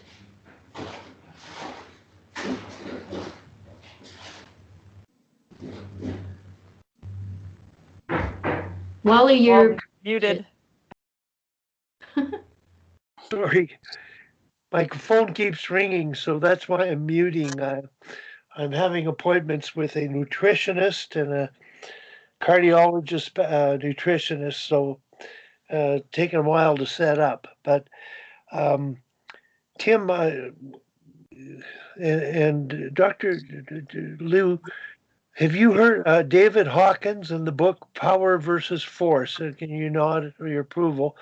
And Tim, when you were over in Denmark, you expressed, I had talked to you about the SUD scale, the subjective units of distress scale, which is a formal process of taking athletes through identifying what bothers them the most so they can control their feeling state and handle their emotions and as a result play better. And I coined the phrase, and I have created a 2-page document called Feel Good, Play Well. And to me, it's that simple. It's feel good, you play well. Feel good, you'll live better. And the perspective that goes with that tool, it's out there and it's available, and it's worked for me since I experienced it and learned about it from a Theory 4 coaching course and applied it over many years in a high school setting. And with all sporting teams I've ever worked with, the results have been incredible. And it wasn't that we just scrimmaged, because we didn't. But I started to understand the balance at practice of enjoyment and the need for details and habits and good habits, but how you felt about what you were doing as you practiced, not myself, but the athletes, and how we affect each other, go into your performance state. So coaches don't have to be in the moment,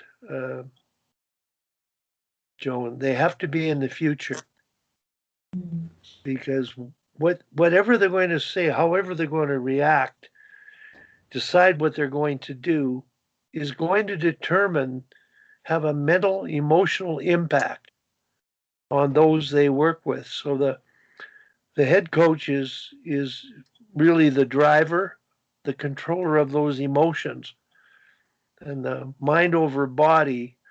The coach has a pretty big influence on that. So, Tim, did your sports psychologist in Denmark ever mention how that went with the girls, or did he play with it at all? You're muted, Tim. Yeah, he did. He did do a session with them, and as always, after the camps, he writes up a little report for the coaches.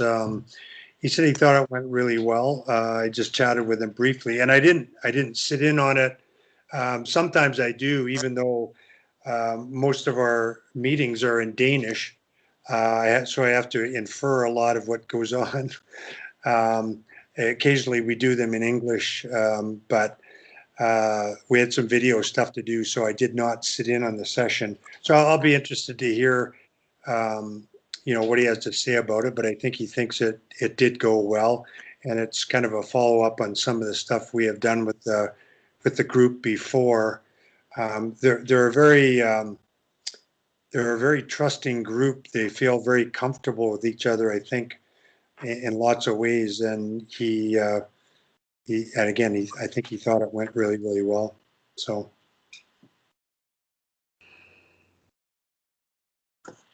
And again, I've got another call here really quickly, so I'm going to have to jump off. I'll look forward to seeing everybody again next week, and enjoy the rest of the time you guys have together.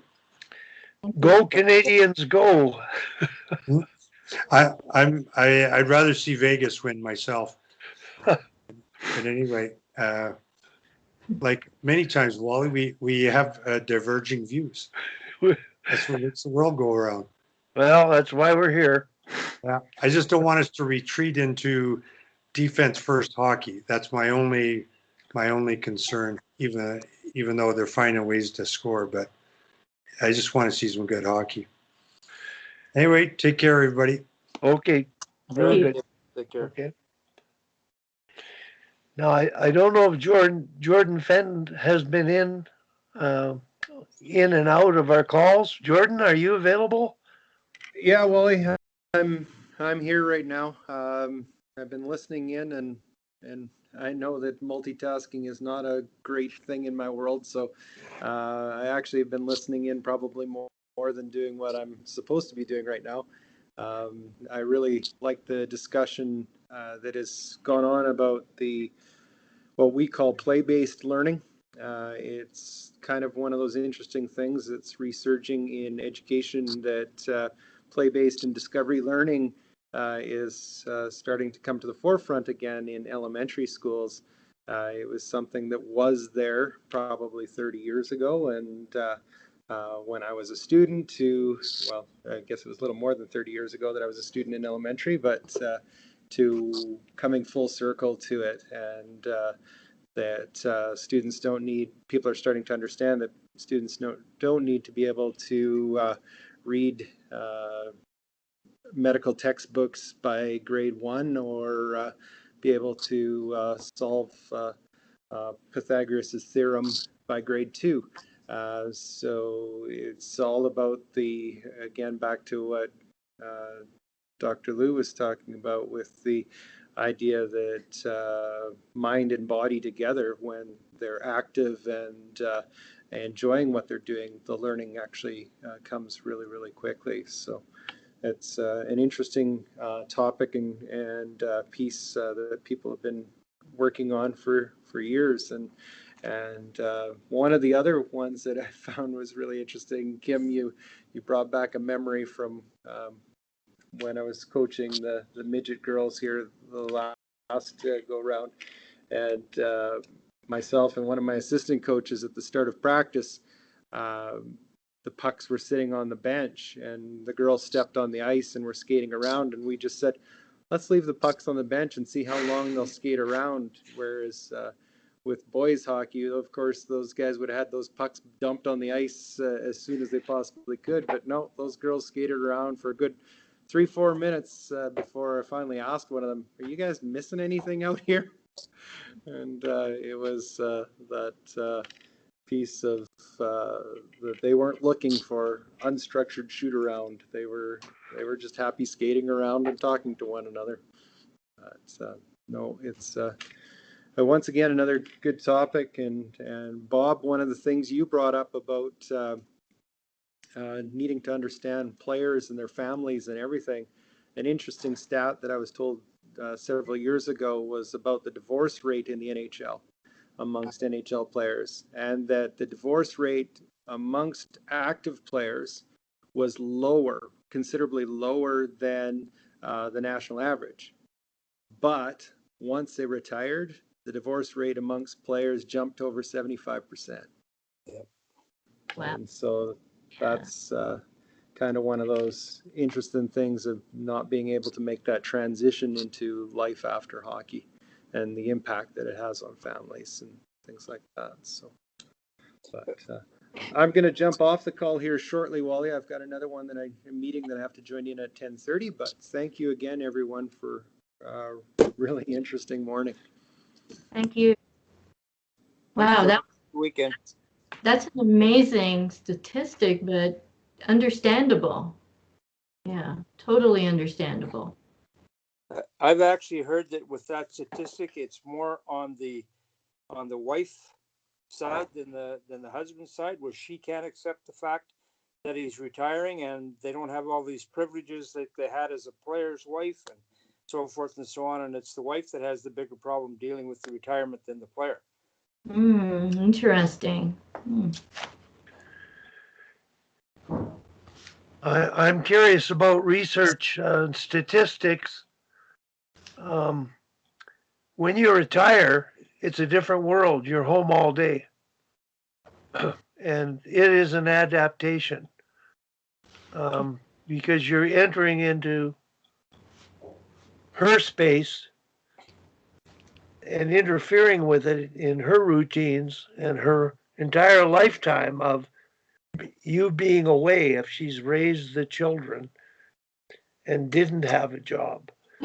So that's another dynamic that, human relationships, the maintenance of a healthy, affectionate relationship, before marriage, during marriage, and once retired with marriage.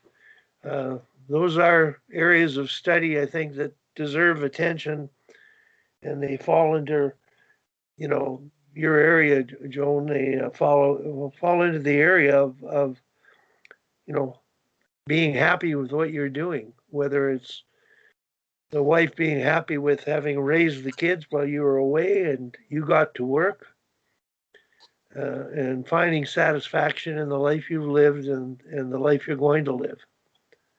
So that's just a personal insight on my part, providing perspective coming from Jordan, having mentioned divorce rates, active players, and then when they did come to live home and tried to find out who they were and who they wanted to be moving forward, and the ability to adapt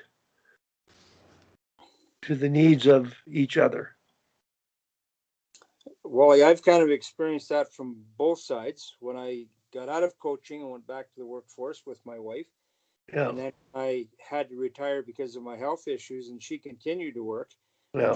When she finally retired, I mean, it was tough because now she was invading my space when I'd been home alone for a long period of time, and I'll tell you, it was an adjustment.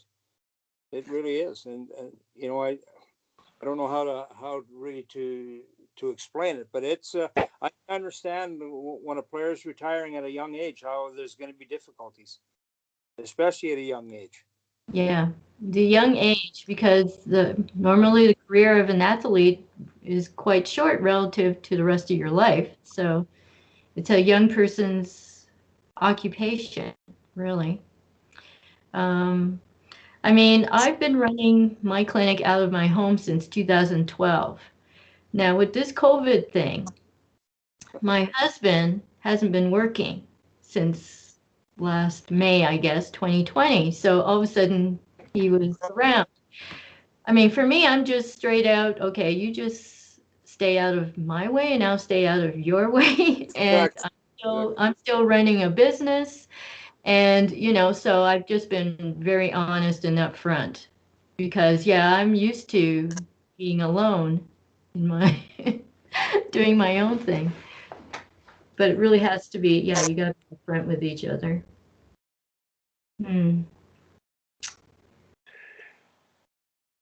Well, thanks for bringing up your story, Bob, and Joan, yours as well, because I think the reality of the situation is I've personally sought out counseling to cope with this environment.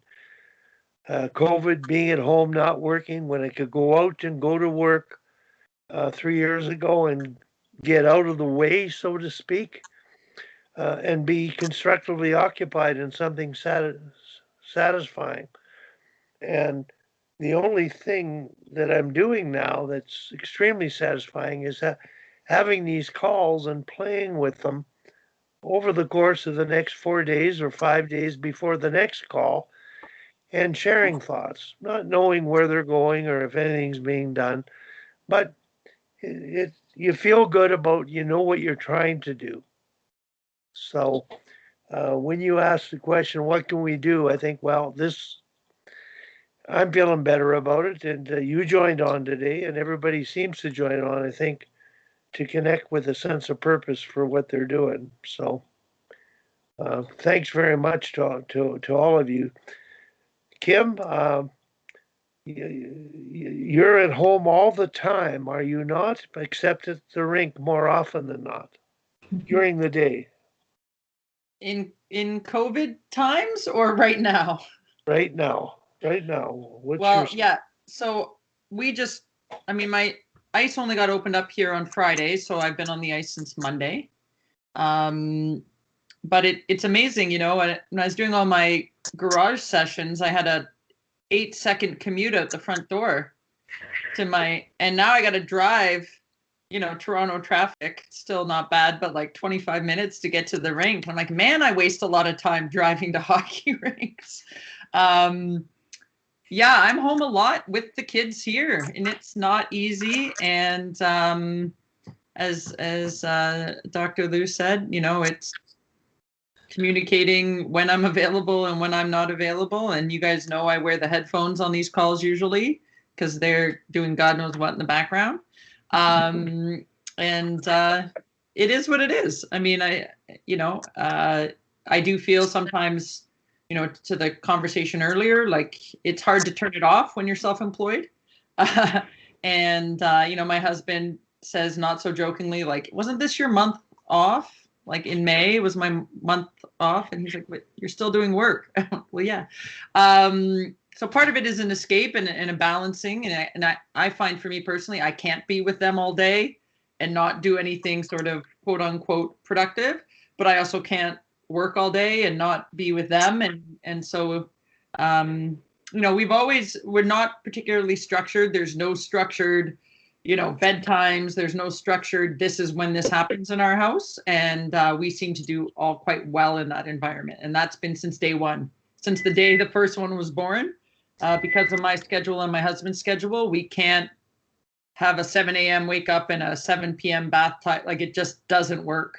So when, you know, COVID kind of took the normalcy or the scheduling out of everyone's life, like that wasn't a big adjustment for us. That's something we've always done. And as an entrepreneur, I've always just, you know, there's always been an ebb and a flow, and, you know, no 2 days ever look the same for me. So, yeah, I won't lie. I mean, my office didn't used to be in my bedroom, but my bedroom's the only room in the house with a lock. So now my office is in my bedroom.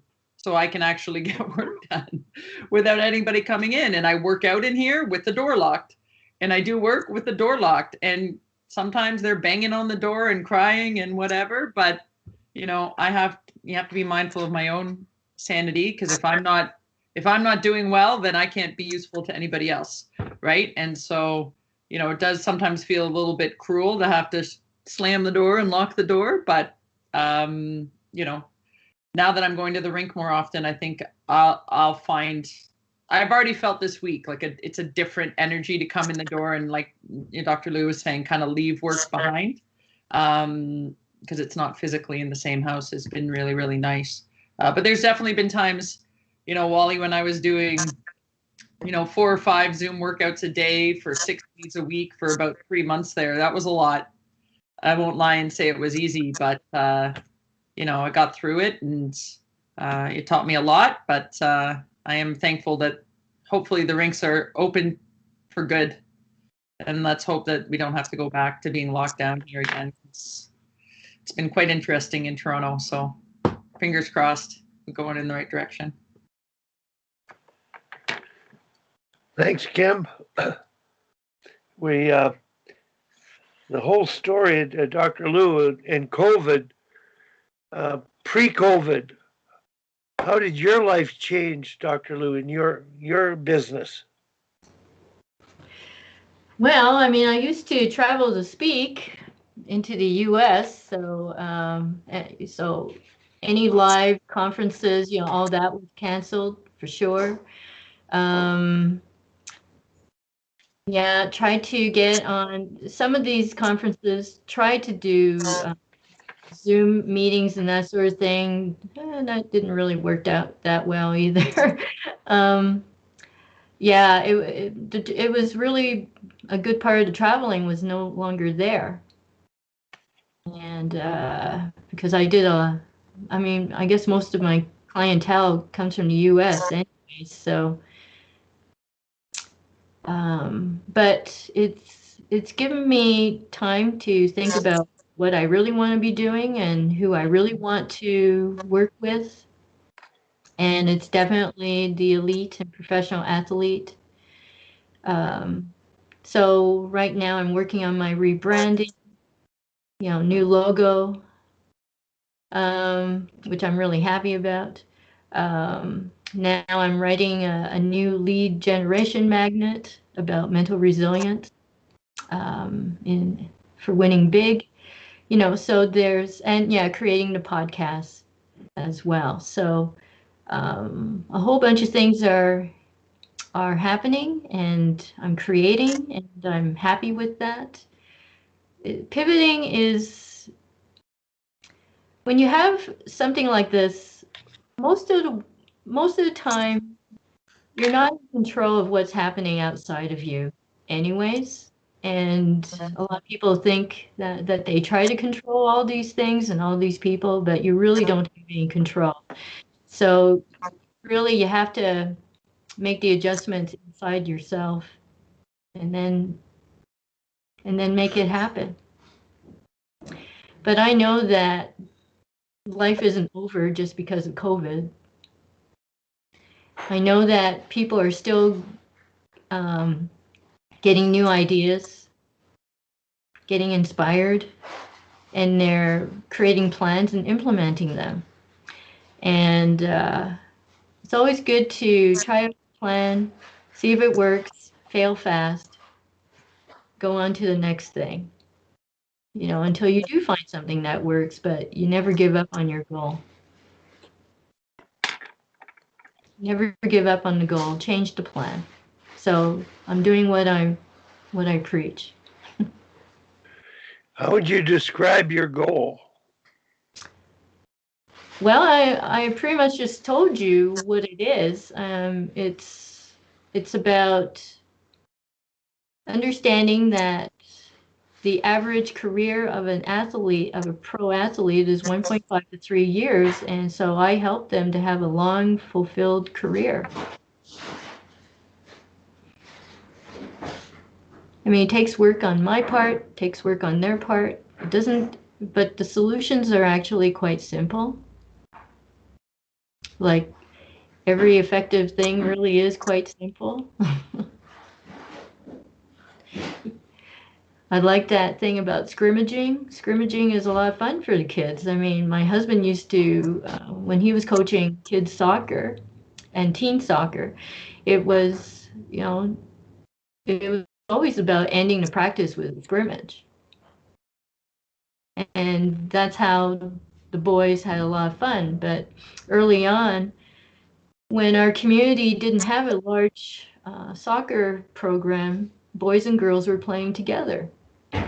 And it was the same thing, you just made it as fun as possible for the boys and girls. I don't think we treated the girls any differently from the boys, or treated the boys differently from the girls. And the girls certainly did quite well, just as well as the boys did. But yeah, the scrimmaging is so important, just that free play. I mean, with my own boys, we have this wonderful ravine park pathway that's not too far away from us. And especially for my youngest, he and his best friend would go down there and build forts and have a very creative time down there. They had lots of free time to play. And yet, they still learned how to ride a bike, still learned how to swim, still learned how to ski. Skating didn't happen for one reason or another. I think they can both still skate, but not that well. But soccer was their primary thing. So they could definitely run. And my youngest, well, he became a track star. when we one day one of his coaches was commenting on him. I guess our youngest was a defenseman on the soccer team, and he would come back all the time and save the day. And so we started to wonder, just how fast is this kid? And so one year he signed up for his high school track team, and we found out he was pretty fast. And he actually won city championships in grade 11, grade 12. So it was his 1 year of being a champion. It was great. And now as a young adult, he doesn't do anything now, which is kind of disappointing. But, oh well. I guess maybe one day he'll get back into doing something. When I asked you about your goal, and I look beyond the goal, you know, what you're doing is going to make a difference. I want to make a difference. Make a difference. You want to help people, and I want to make sure that they are happy. Yeah. And we don't need anyone's permission, you know, like people are looking outside of themselves, looking for that permission. But they gotta be brave enough. They gotta be brave enough to just do the things that they want. And you know, my personal goal with whatever time I have, I don't have one that has a financial base to it. It's more of the you know, the good of the game base. It's just making a difference in a big way, and having you connect with what you're doing is trying to make a difference. And so you can feel that you're not wasting your remaining time. There's some purpose to it.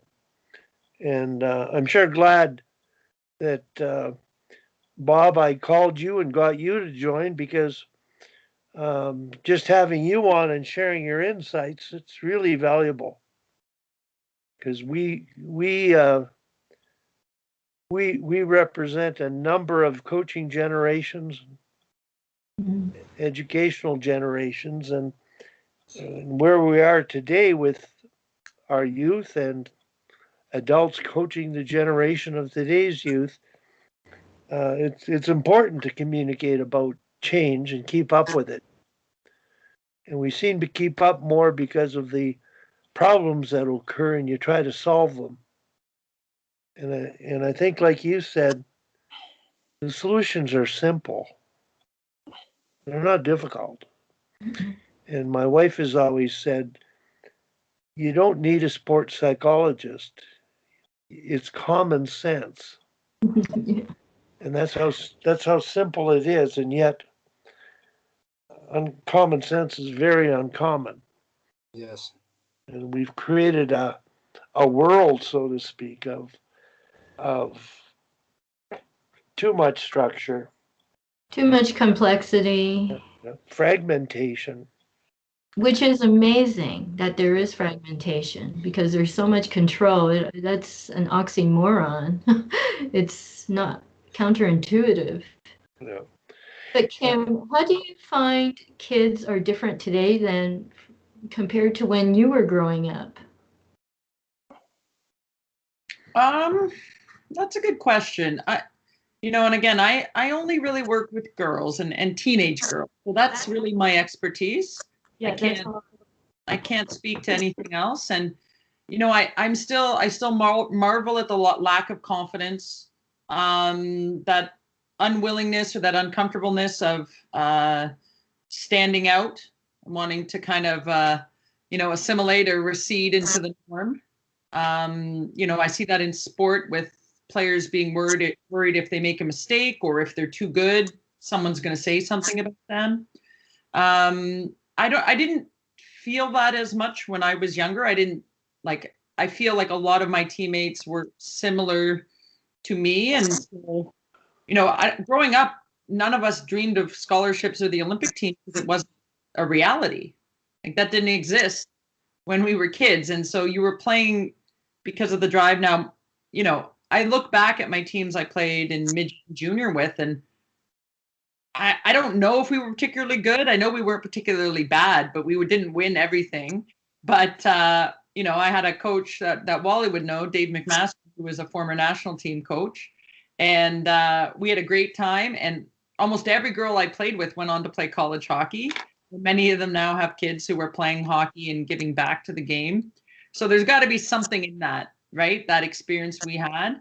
And, you know, I would say the players I coached about 10 years ago, a lot of them are starting to give back to the game. And a lot of them are coaching in the organization I'm with now. So I think that, like, as much as it's changed with the girls, it's just, you know, I'm more aware because I'm trying to empower them, right? And my goal is to empower people drive their own excellence, right? So it's not about me taking you and putting you there. It's about me giving you the information and the inspiration to be able to do it yourself, right? And so, you know, we all know confidence doesn't come in a nice little pretty package, or else I would have made billions of dollars just giving it to teenage girls in a nice little package. But, you know, giving them the resources to be able to do that on their own. And I would say, you know, in the 15 years I've been doing this, the confidence piece is the thing that has not really changed from what I've seen. You know, the top end kids who are quite good, who have, you know, realistic shot at making the provincial or the national team, usually don't show a lack of confidence, or they're very good at hiding it. And then there's a whole group, irrespective of their ability, who just seem to have this this hesitancy or this unwillingness to stand out. So I hope for them, you know, I have no problem standing out or speaking my mind or standing up for things. So I hope to be a good role model and example for them. You know, I drive a bright orange car around that's covered in my logo. So I clearly am not trying to assimilate or to the norm. So I hope that I can be maybe a bright light for them, because it is still uncommon. And I would have thought, hoped, wished that maybe that had started to change with the teenage female athlete. But it's still there. It's still there. And to me, it's the biggest impediment to their success on the rink, off the rink, and in life. You know, that lack of belief, you know, that self-doubt in themselves, that is the paralyzing part. Doesn't matter if they have all the skills in the world or all the resources, or their parents take them to every camp. It's that doubt in themselves that creeps in, that really holds them back. So, you know, I don't know exactly how to change it. I have ideas, and I hope, like I said, that, you know, by what I've been doing, like, some players are starting to see it differently. But unfortunately, you know, I only see them a couple hours a day, a couple days a week, and to undo what they're, you know, is at home, but more importantly in the classroom, right? I mean, Dr. Lui, you've been a teenage girl. I remember being a teenage, and everyone wants to be this big and wearing this and impressing the people and looking a certain way. And how do you fight that when you're trying to be a strong, tough, fast hockey player who's just not going to fit the quote unquote ideal? That's where I see, you know, a lot of girls who at 11 and 12, you know, are kind of seem to be on this path of, you know, athletic greatness, take this tremendous step back when they hit 13, because they want to start to look and be and act like everyone else. Not to say that's a bad thing if that's what they truly are choosing, but I think sometimes choosing it because it's easier to do. Well, it's always easier to conform. There's no doubt about it. I mean, it's easier to on the outside to conform. On the inside, you're probably just boiling over. So, yeah, this seems to be a perennial issue with when a little girl heads into puberty. That's when that lack of self-confidence shows up. And I don't know, I guess even as a teenager, being the only Chinese person in the community back in those days, I guess I never even thought of myself as standing out. because I had some really good friends who accepted me for who I was. But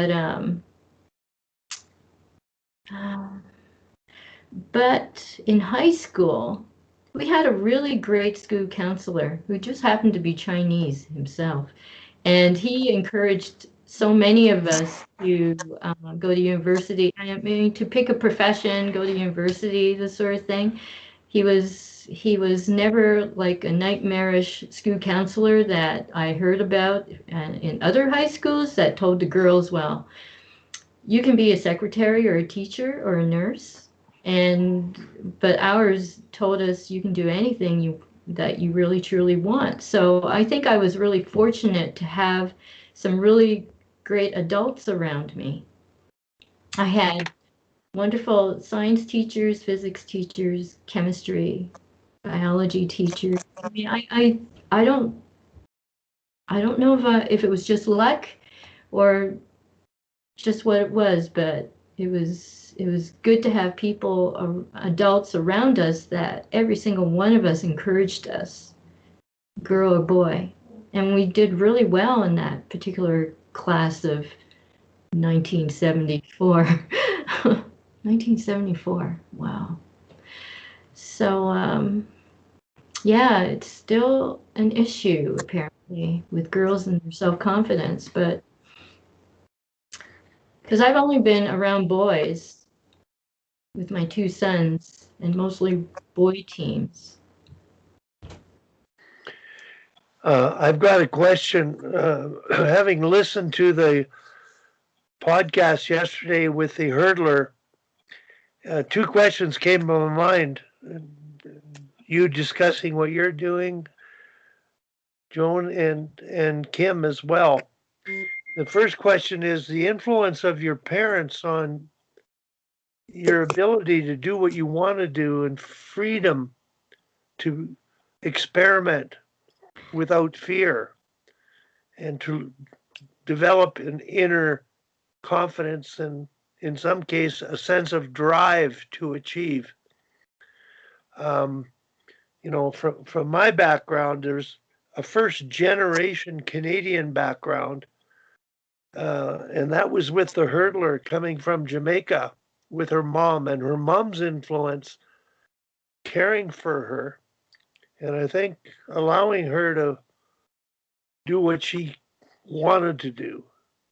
And so I'm not sure, Kim, to what degree, and you're outside looking in with the parents and their influence relative, the influence of all people around you.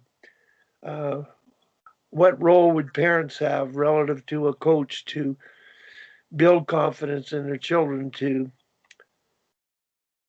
feel more empowered and more capable?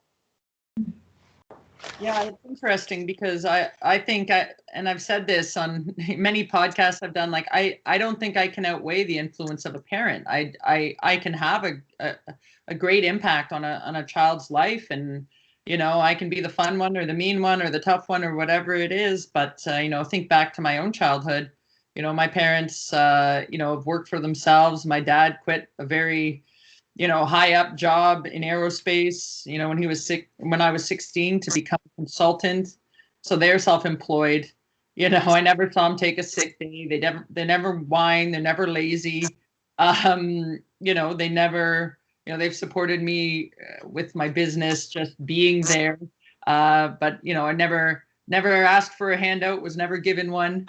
But I was a latchkey kid, you know, from a very young age. Me and my brothers would come home with the key from school and take care of ourselves until my parents came home. You know, my dad wasn't around during the week because he was in Montreal, and my mom, you know, was working in her business. So there's a lot of independence that comes from that. And when I think independence breeds confidence, I had to figure it out.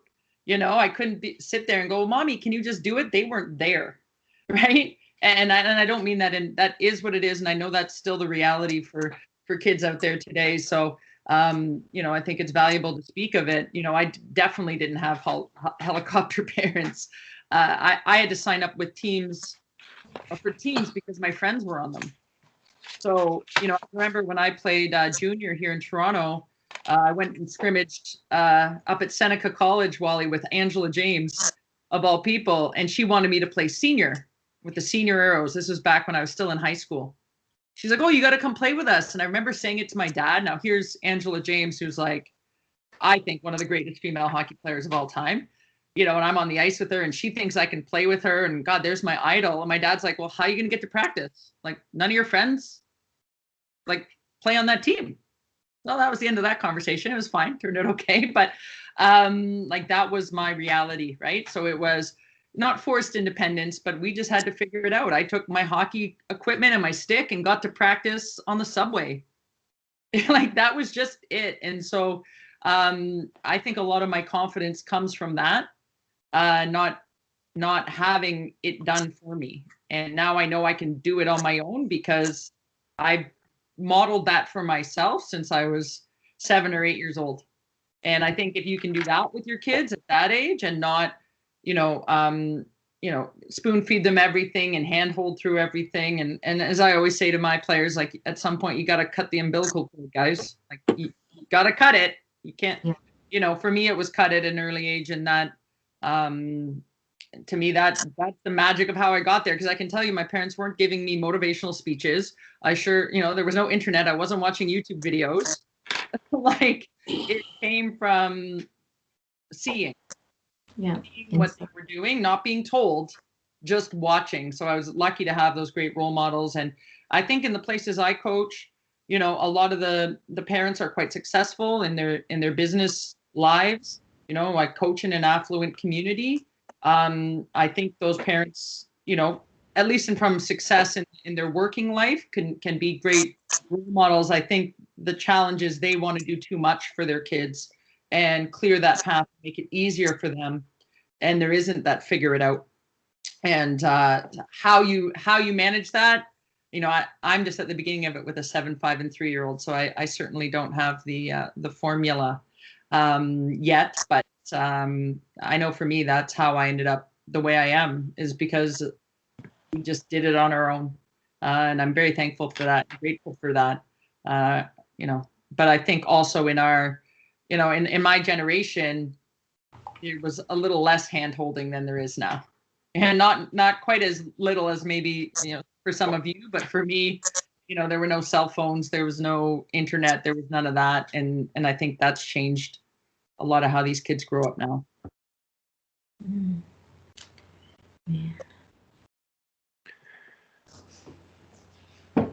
I worry about the world the kids are growing up in and the changing and the challenging. And I think how we leave it is going to be really important, but teaching them to cope and adapt and deal with change is really, really critical.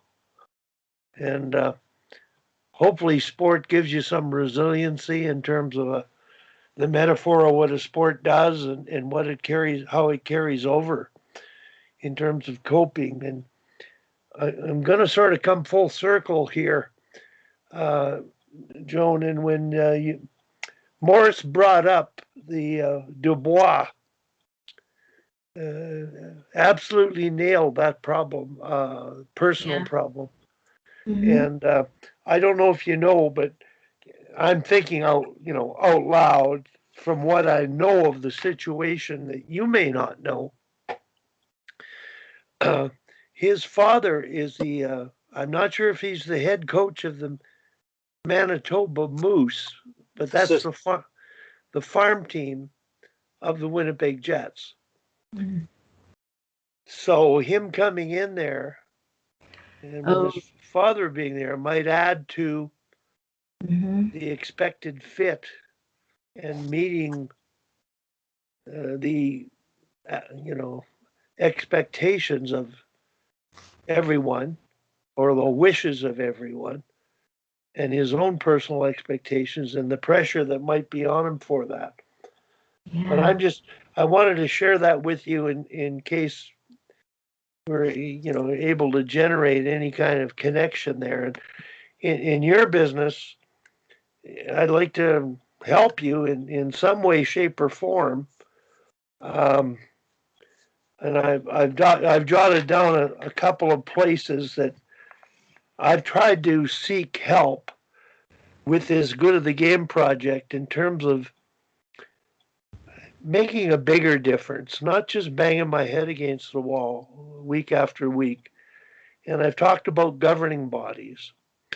And I have made a connection with the NHLPA, the NHL Players Association, and sort of the administrative group that deals with during COVID, they created a bunch of clinics that coaches presented and shared and interacted with on.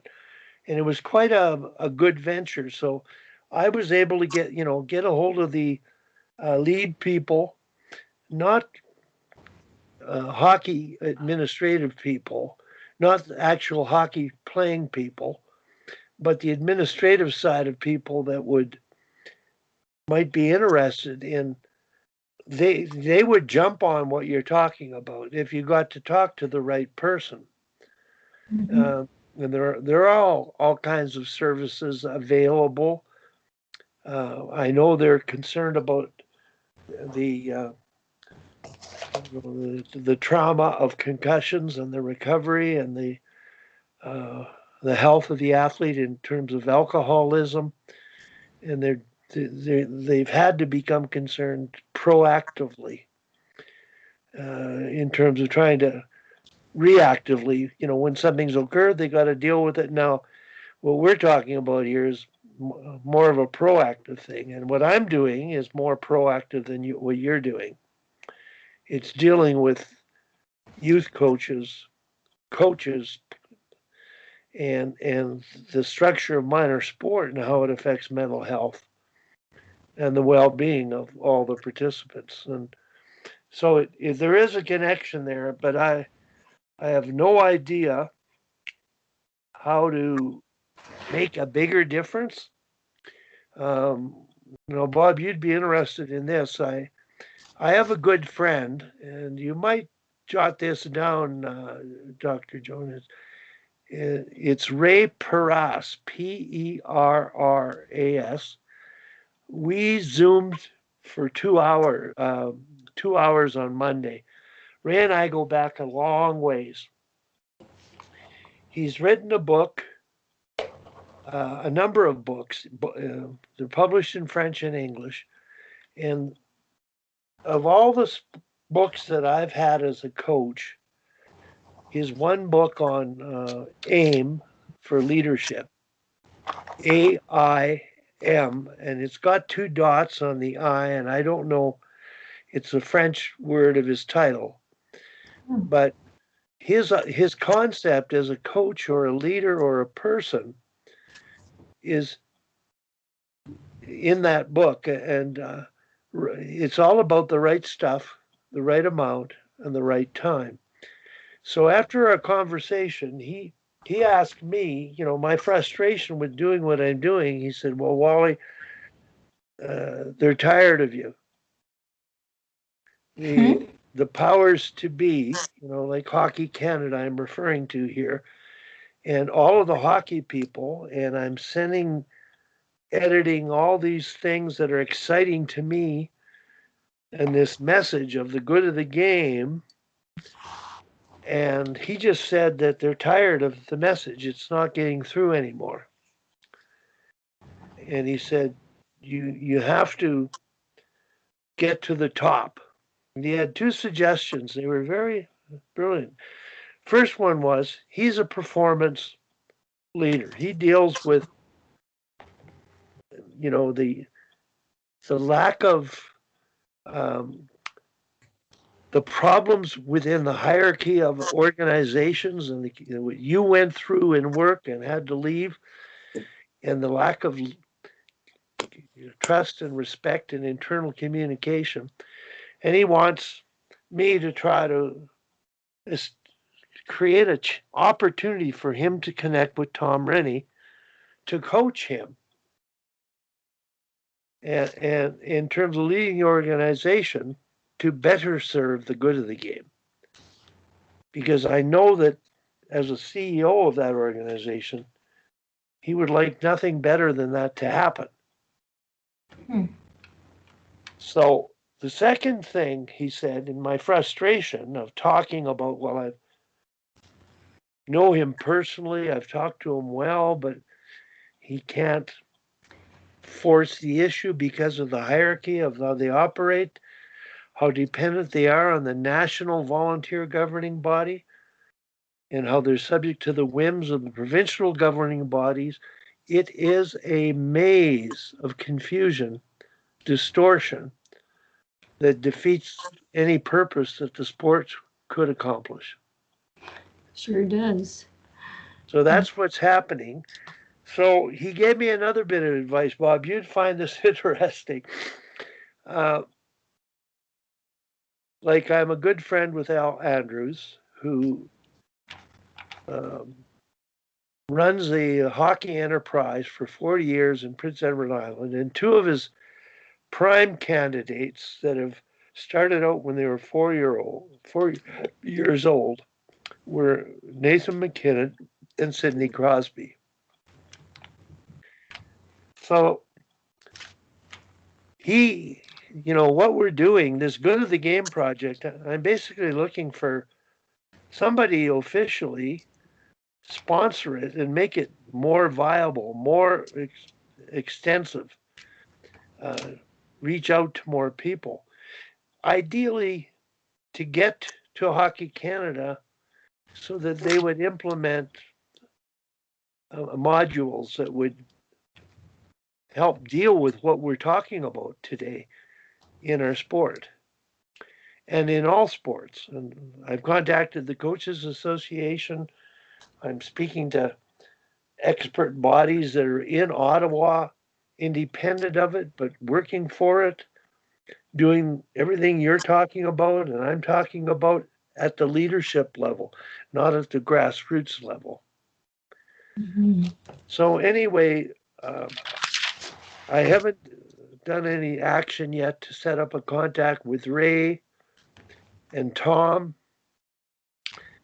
but the other connection was sponsorship money to kickstart the Good of the Game, the digital transformation of what taking advantage of artificial intelligence in terms of the ethical side of the game and also the X and O side of the game, the technical side of the game, in a more synergistic way than it is now, because it's quite disjointed. But not caring so much about X's and O's anymore. I care about the values that sport can bring and are intended to bring. And my purpose is the good of the society. That comes from my father coming over from the Stalin regime, coming to Canada and knowing the politics of what he lived to come to a free country. So my concern for the overall society and it being influenced by sport, connects me with Father Bauer and the Olympic ideals, as it does Tom Rennie, because he's a real fan of Father Bauer's from back in the day. So that's my story in terms of moving forward. And I don't know that I'll be able to do anything that'll actually make a difference, but you just don't want to stop trying. That's the big thing. But when you said, what can we do? Well, to have a bigger influence rather than just you, one person, and there are hundreds of people like you doing the same thing, wanting the same thing, trying to make a living at it. Some are trying to do really well at it. There's nothing wrong with that. But the idea of making that all work together to make a big, big difference, not just with that one Winnipeg Jet player, but with the cumulative effect on everybody over time. So I've got a pretty big holistic picture here that I'm hoping that things pan out, but I'm a dreamer. Luxie, I don't know what you think, but you're of the same frame of mind as me because you coach the right way and had a values based in your coaching and living, and we sort of cut from the same cloth. Is value-based coaching is that something that's known? Well, it is a part of the mission statement exercise that was created in 1990 by Dave King and myself, originating with Dr. Murray Smith, a professor at the University of Alberta, and Claire Drake, to create cohesiveness in leadership, in creating a team atmosphere. It correlates with corporate atmospheres as it does with sporting atmospheres. It slipped through the cracks in 1990 because Hockey Canada was only worried about the national team. And Dave King was interested in the development of coaches. And so the Center of Excellence was created. And in that time period, Hockey Canada was just providing resources for the CAHA. Mm-hmm. They actually ran it. And we were asked to create this Respect in Sport module to complement Goals 1 and Goals 2 video, one on offensive hockey and defensive hockey, that were implemented in coach education. And we were asked to prepare one on respect in sport. And in that module, this mission statement exercise was part 1, emotional control was part 2, and the third part was dealing with play in near the boards or the danger zone. And the reason we were asked to write it by the CHA, insurance rates were going up, hitting from behind. Mm. And the stop signs were being put, and the respect signs, now they are, on the back of children's jerseys. So that whole movement at the time of what we were doing to one another physically, and now what we're doing to one another emotionally, just in the kids and the confusion. Mm-hmm. Had that exercise been implemented in the 90s as a part of education at the beginning of coaching, and as every level the coaches moved up, they were more educated in applying this exercise, them to be the leader, to coach more ethically, and have the buy-in of all participants, parents and players, and recruit good parents to serve on volunteer boards. That would complement the leadership side that every association has at the top. Everybody has a mission statement, but they don't walk the talk because they haven't heard what's happening at the bottom. They're disconnected. Yep. So what I'm doing is just trying to fill that, make that connection. And as far as getting a hold of Sidney Crosby and Nathan McKinnick, I may have somebody to be able to go through to make a contact to allow Ray to talk to them about this cause. And both of them being influenced by Alan Andrews' programs, life skills first, hockey skills second, success or winning third. They walk that talk. Both of those players have taken reduced salaries for the benefit of their teammates to maintain them in the organization. Wow. So they understand the perspective of the piece. The importance of perspective, team, and those are some inside stories just from my side that they're interesting, but they're what are keeping me going today. Wow, that's incredible.